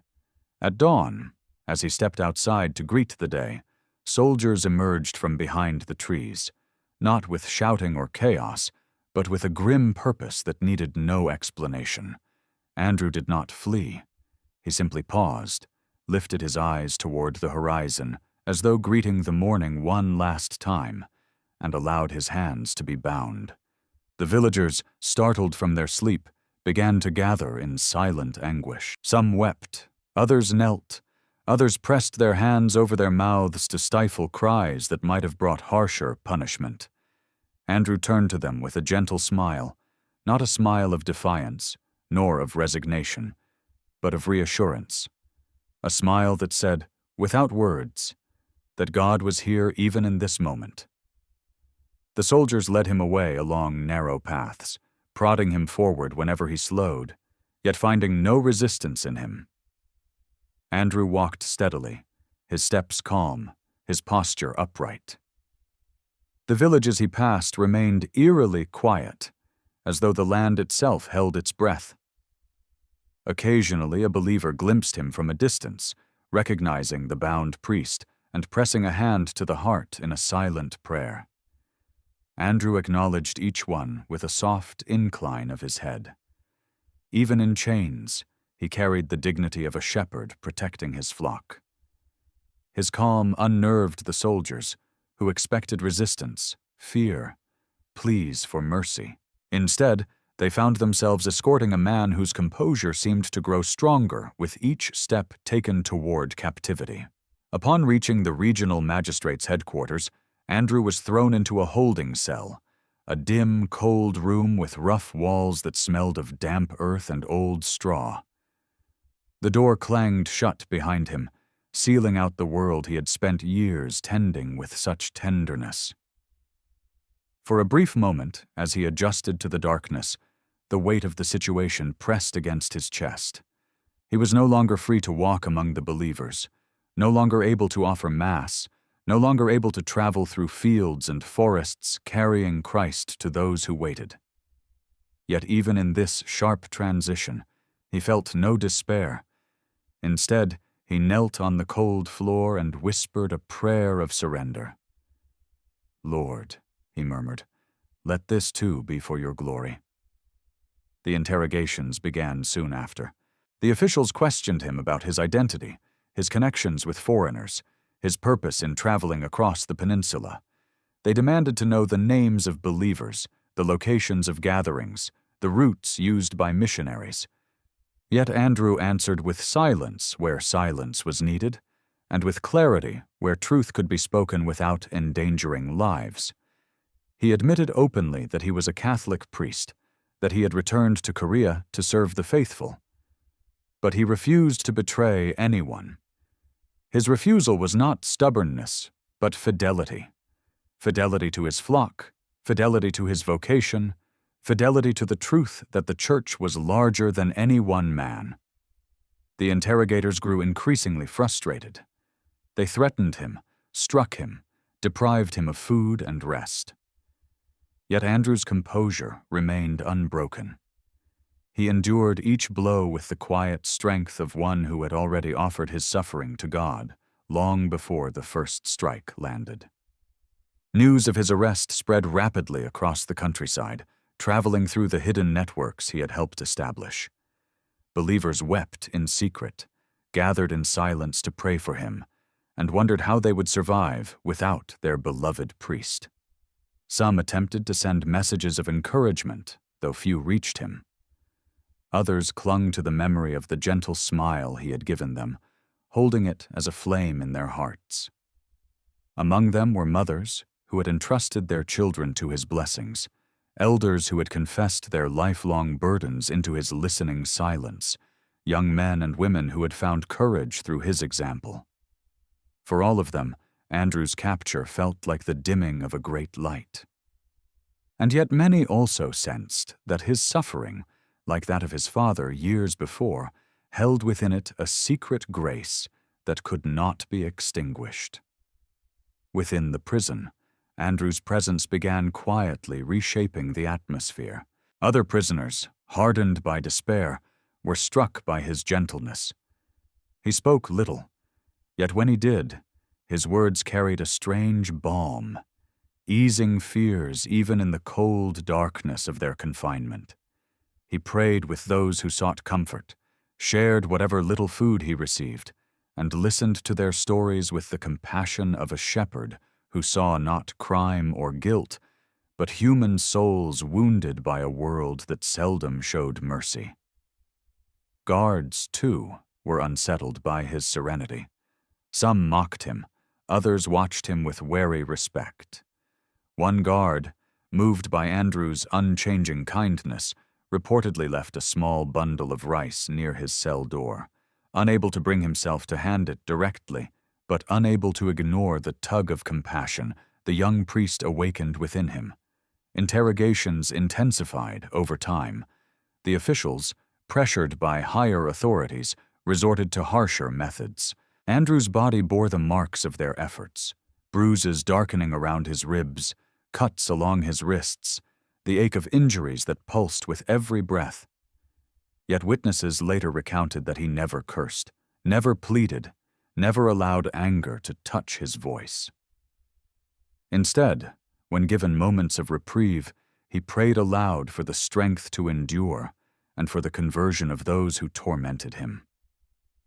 Such prayers baffled the officials, who could not fathom how a man facing death could pray not for deliverance, but for his persecutors. But Andrew understood that mercy is the heart of the gospel, and even in suffering, he sought to live that truth. In the dimness of his cell, Andrew wrote letters that would later become cherished treasures of the Korean church. He wrote to believers, urging them to remain steadfast. He wrote to his mother, comforting her though his own fate was uncertain. He wrote about forgiveness, about courage, about the mysterious joy found in surrendering entirely to God's will. These letters, carried by discreet hands through the labyrinth of the underground church, rekindled hope among the faithful.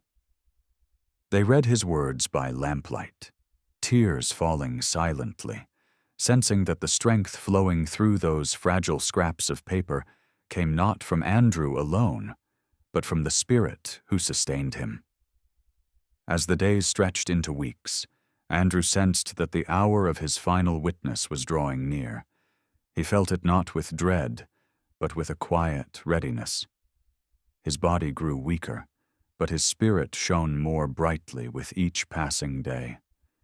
Even the guards noticed the change in him, a radiance that grew stronger as his earthly strength diminished. He no longer prayed for escape. He prayed simply to remain faithful, to forgive, to love, to trust. Flowing gently from the quiet radiance that began to shine through Andrew's weakening body, we now step into the final earthly chapter of his pilgrimage. The solemn passage from captivity to the place where his life would be offered in full. The days of his imprisonment had blurred into a rhythm of interrogation, prayer, silence, and suffering, each moment wearing down the physical shell of his being while sharpening the spiritual clarity within him. Even as his strength faded, a mysterious peace enveloped him, as though he were already walking between two worlds, the world of pain and injustice surrounding him, and the world of divine presence drawing nearer with every breath. The guards noticed it. The other prisoners noticed it. The officials interrogating him noticed it too, though they could not understand it. Andrew, though weakened in body, seemed to grow stronger in spirit, as if each act of violence against him only served to deepen the well of grace from which he drew his strength. The officials pressed him harder in the final days. They demanded that he renounce his faith, that he abandon the church, that he pledge loyalty to the state religion. They offered promises of life, of freedom, of reintegration into society if he would simply utter a few words rejecting Christianity. But Andrew, exhausted yet unwavering, replied with the same gentle firmness each time. His answers were neither defiant nor dramatic. They were spoken in the calm, steady voice of a man whose heart belonged entirely to God.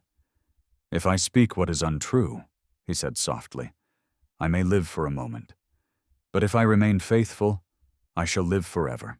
His captors, frustrated by his unbreakable resolve, resorted to harsher tortures, striking him with bamboo rods, suspending him in painful positions, denying him food for long stretches. Yet through every torment, Andrew refused to curse them or show hatred. Instead, he offered prayers not only for himself, but for those inflicting the suffering.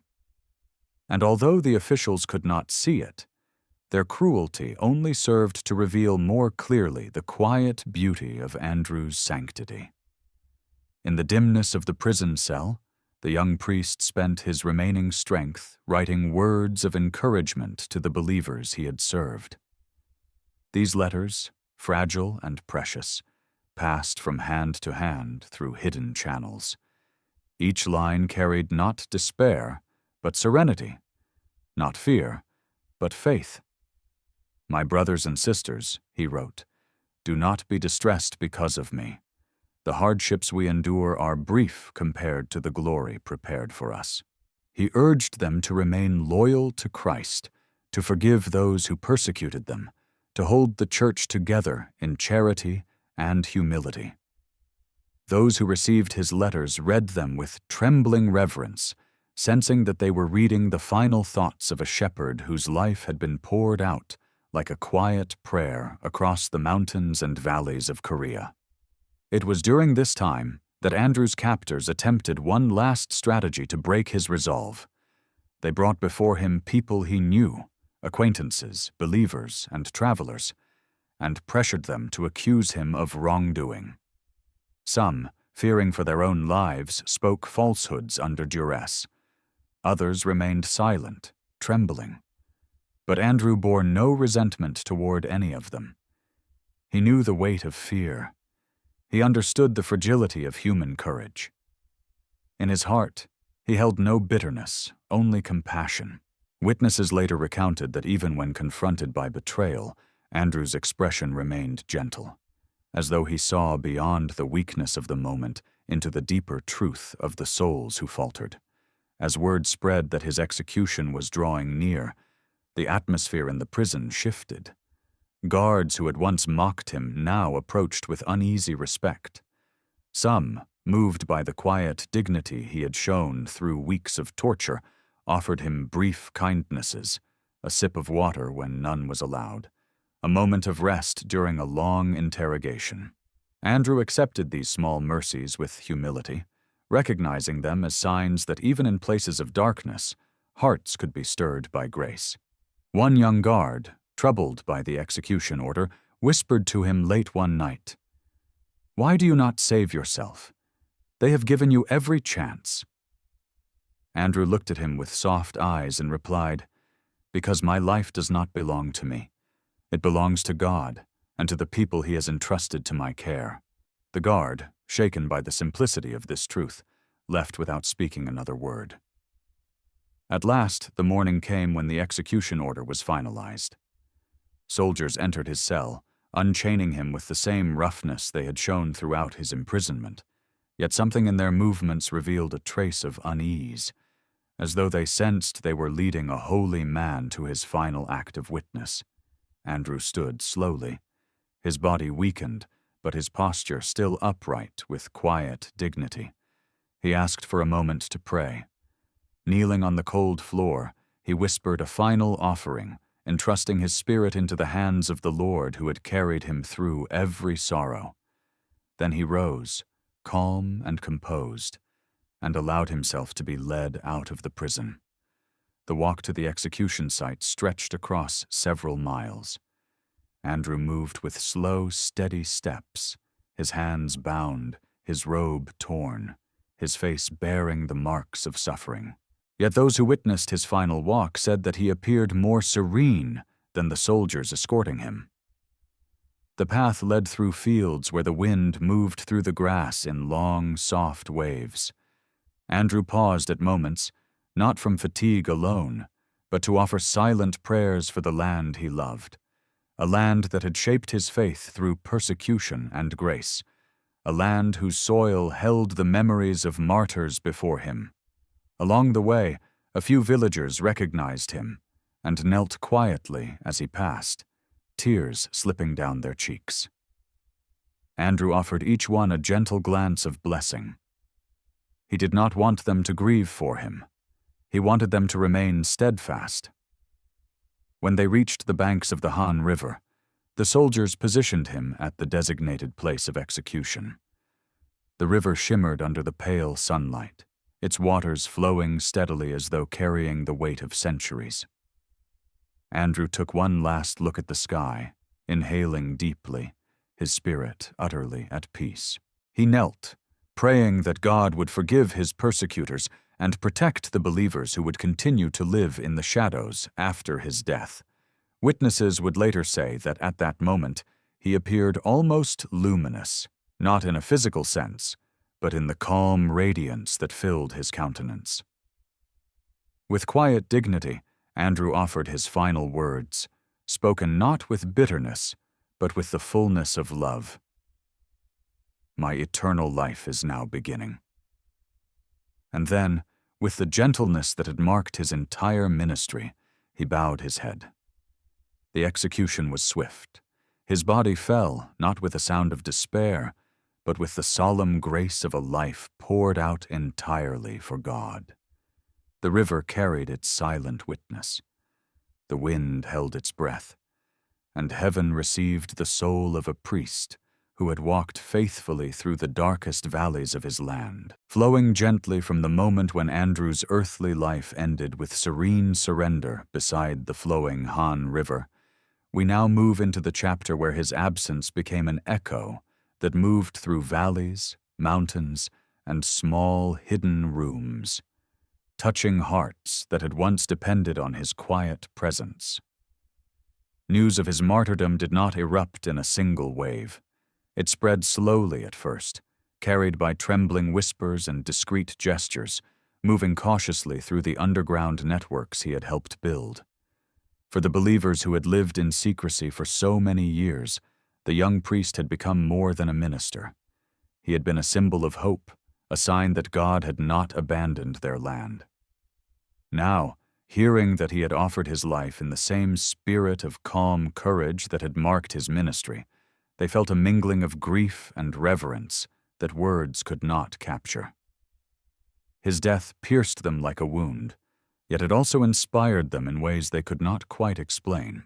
In the hidden heart of a persecuted church, sorrow and grace began to intertwine once again.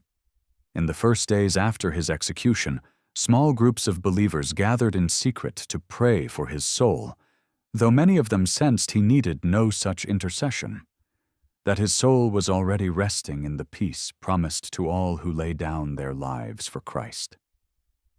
These gatherings were quiet affairs, marked by soft weeping, flickering candles, and whispered hymns.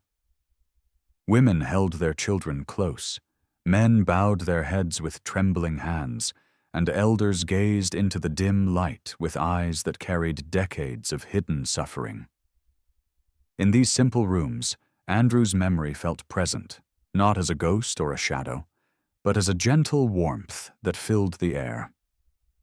And though the danger of discovery remained high, the believers felt compelled to gather, compelled to bear witness not only to their grief, but to the profound meaning of his sacrifice. Word soon reached Andrew's mother, Ursula Coe, who had long carried the sorrow of losing her husband and now faced the unbearable weight of losing her son. The pain that pierced her heart was deep, but so too was the faith that sustained her. Those who were with her in those first hours said she wept quietly, pressing her hands over her face as though holding her sorrow in prayer.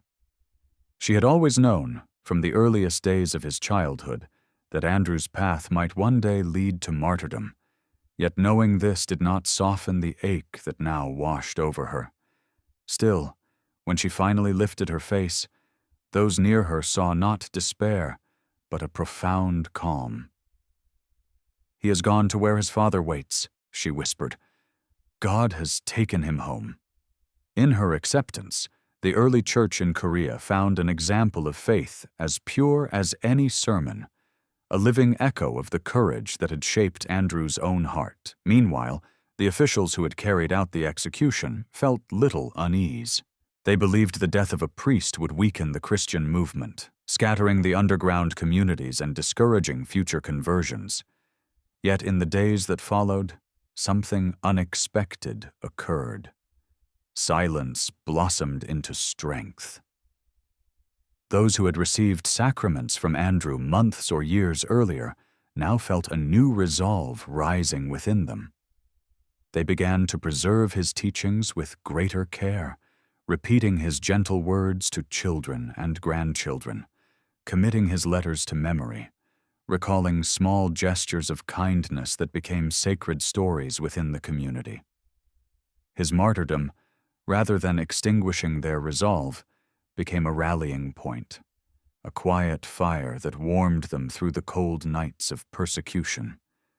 But perhaps the most moving chapter in the days following Andrew's death was the retrieval of his body, an act that carried immense risk, yet was born from love.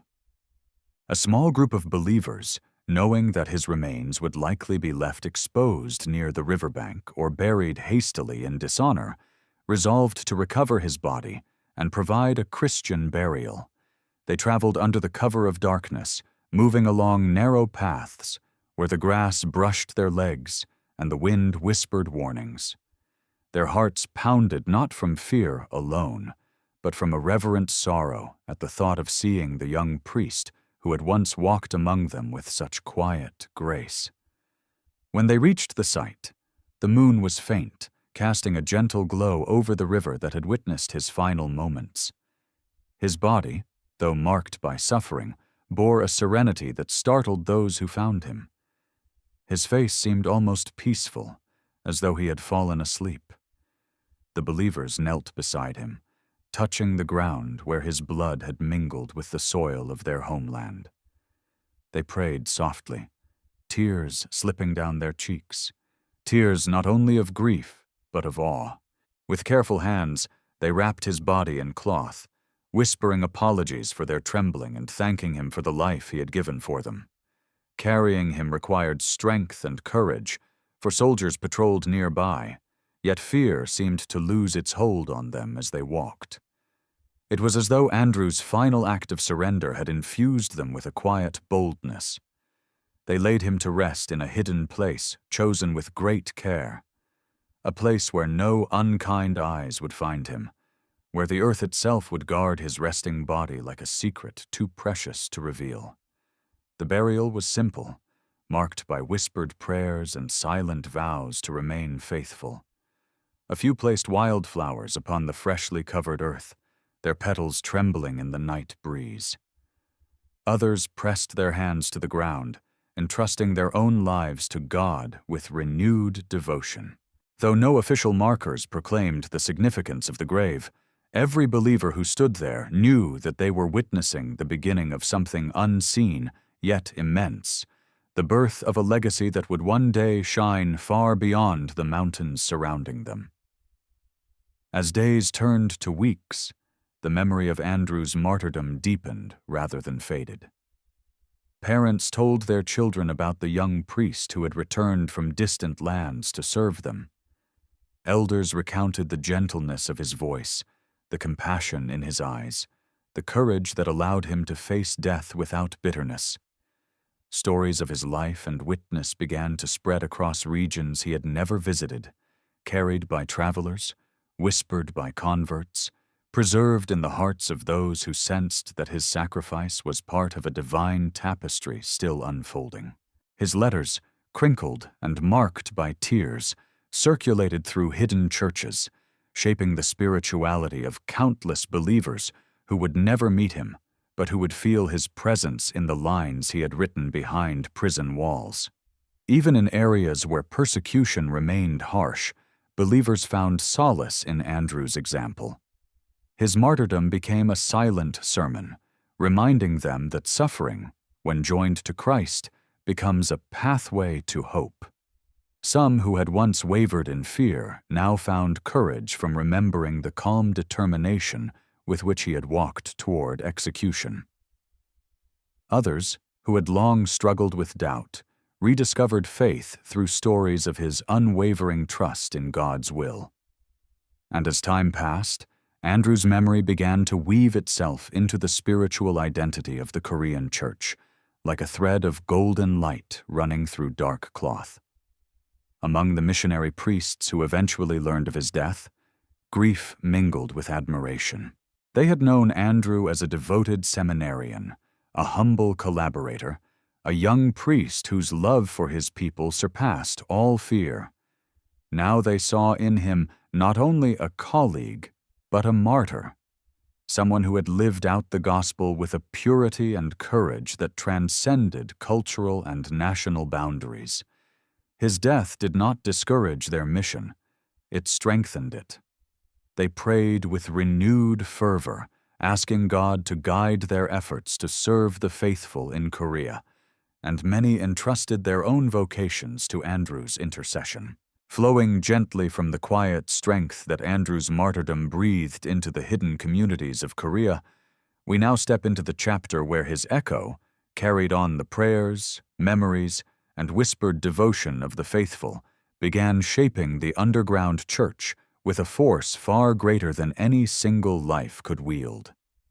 In the months and years that followed his execution, the Christian communities scattered across the peninsula did not dissolve, as the authorities had predicted. Instead, they began to move with renewed unity, as though Andrew's sacrifice had knit them together with invisible threads of courage. For many believers, the memory of his calm surrender became a refuge in times of fear, a reminder that faith could not be crushed by chains or silenced by a blade. His quiet death along the riverbank had planted something deeper than sorrow. It had sown hope. At first, the growth of the church remained small and hidden. Families continued to gather behind shuttered windows, covering their lamps with cloth to avoid detection. They prayed the rosary in hushed tones, taught catechism to their children in whispers, and shared fragments of scripture that Andrew and others had worked hard to preserve. But within these fragile gatherings, something new began to stir, a sense that they were not merely reacting to persecution, but living out a faith strengthened by sacrifice. Andrew's example encouraged them to see their struggles not as misfortunes, but as a form of participation in the larger story of the Church, the same story that had shaped the early Christians in Rome, who worshipped in catacombs and fled into the night to avoid the eyes of the empire. The believers of Korea began to sense that their hidden communities, too, were woven into that ancient heritage. Missionaries abroad, particularly those in China and within the Paris Foreign Missions Society, were deeply moved by Andrew's martyrdom. They spoke of him with reverence, calling him not merely a courageous young priest, but a foundational figure in the future of the Korean Church. His death stirred hearts and renewed determination among those preparing for mission. Men who had once hesitated, fearing the dangers of entering Korea, now felt called with greater urgency. They wanted to continue the work Andrew had begun, to bring the sacraments to the faithful he had served, to strengthen the underground church whose perseverance had astonished even seasoned missionaries. Through secret routes, Andrew had helped establish footpaths through forests, narrow mountain passes, hidden shorelines known only to fishermen. New missionaries attempted to enter Korea. Some succeeded, slipping quietly into villages and spending nights in the same hidden homes where Andrew had once offered Mass. Others were caught, enduring imprisonment or martyrdom themselves. Yet regardless of the outcome, they carried with them the same spirit of surrender that had filled Andrew's final days. Their presence allowed the Korean Church to receive sacraments once again, not consistently, but often enough to nourish faith that had long survived on prayer and longing alone. As the Church slowly regained strength, the story of Andrew's life spread further, passed not through official channels, but through the whispered recollections of those who had known him. Elders told the story of the gentle priest who traveled tirelessly through mountains and rivers, offering the Eucharist with tender reverence. Mothers recounted how he had blessed their children with hands that trembled not from fear, but from compassion. Young men and women, who had once wavered between faith and fear, found new confidence in remembering his quiet courage. And as these stories flowed through homes and villages, weaving themselves into daily life, Andrew's memory became less a tale of the past and more a guiding presence, a companion for those living in secret, a mediator for those seeking strength, a saint in the hearts of those who needed reassurance that God was with them even in the darkest hours. Meanwhile, the persecutions continued in waves, often unpredictable and brutally thorough. Soldiers raided homes, dragged believers into prisons, demanded renunciations. Some believers fell under pressure, but many more stood firm, strengthened by the example of Andrew and the memory of those who had suffered before them. It became common, in times of questioning, for believers to whisper to one another, "Remember the priest who did not abandon us," or "Hold fast as he did, for he walks with us now." In this way, Andrew's legacy became a shield, a quiet light guiding souls through the fog of persecution. There were times when the church seemed on the brink of collapse. Entire communities were scattered, sacred objects confiscated, villages burned. Yet each time the persecution intensified, something remarkable occurred. Faith returned stronger in the hearts of those who remained. Where one house had been destroyed, another opened its doors. Where a family had been arrested, neighbors stepped in to care for their children. Where catechumens had faltered, new believers emerged, drawn not only to the message of Christ, but to the witness of those who had died for him. Andrew's life and death played a central role in this revival. His example gave Korean Catholics a clear vision of what it meant to live faithfully in a hostile world, not with rebellion or anger, but with humility, endurance, and trust. People began to speak of him as a spiritual father of the persecuted church. His name became a quiet, rallying cry, a reminder that holiness was not an unreachable ideal, but something that could be lived even in the smallest, most hidden corners of life. Children born after his death learned to say his name with reverence. In many homes, parents placed small wooden crosses near the place where they prayed and told their children, "This is how Father Andrew lived. This is how he loved."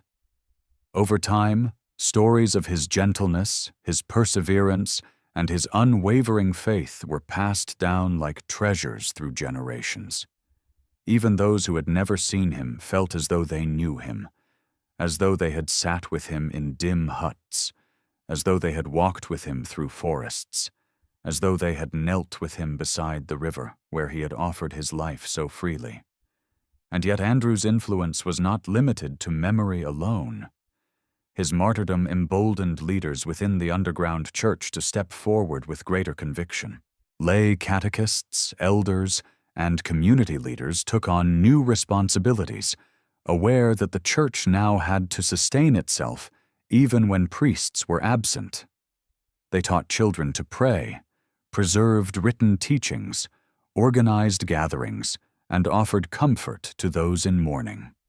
Their leadership ensured that the faith would not fade even in periods when sacraments were unavailable. In this way, Andrew's legacy blossomed not only in the past, but in the living present of the Church, shaping its resilience through the decades. Meanwhile, missionary societies outside Korea began chronicling Andrew's story, preserving accounts of his martyrdom, writing letters about his example, and encouraging others to emulate his devotion. These writings traveled far, reaching Europe and inspiring believers thousands of miles away. Some who read his story felt moved to join the missions. Others found in him a companion for their own spiritual struggles. In a world where many Christians lived freely without persecution, Andrew's witness served as a reminder of the costly courage that faith sometimes demands. As years passed, the church in Korea continued to grow, not in outward triumph, but in quiet endurance.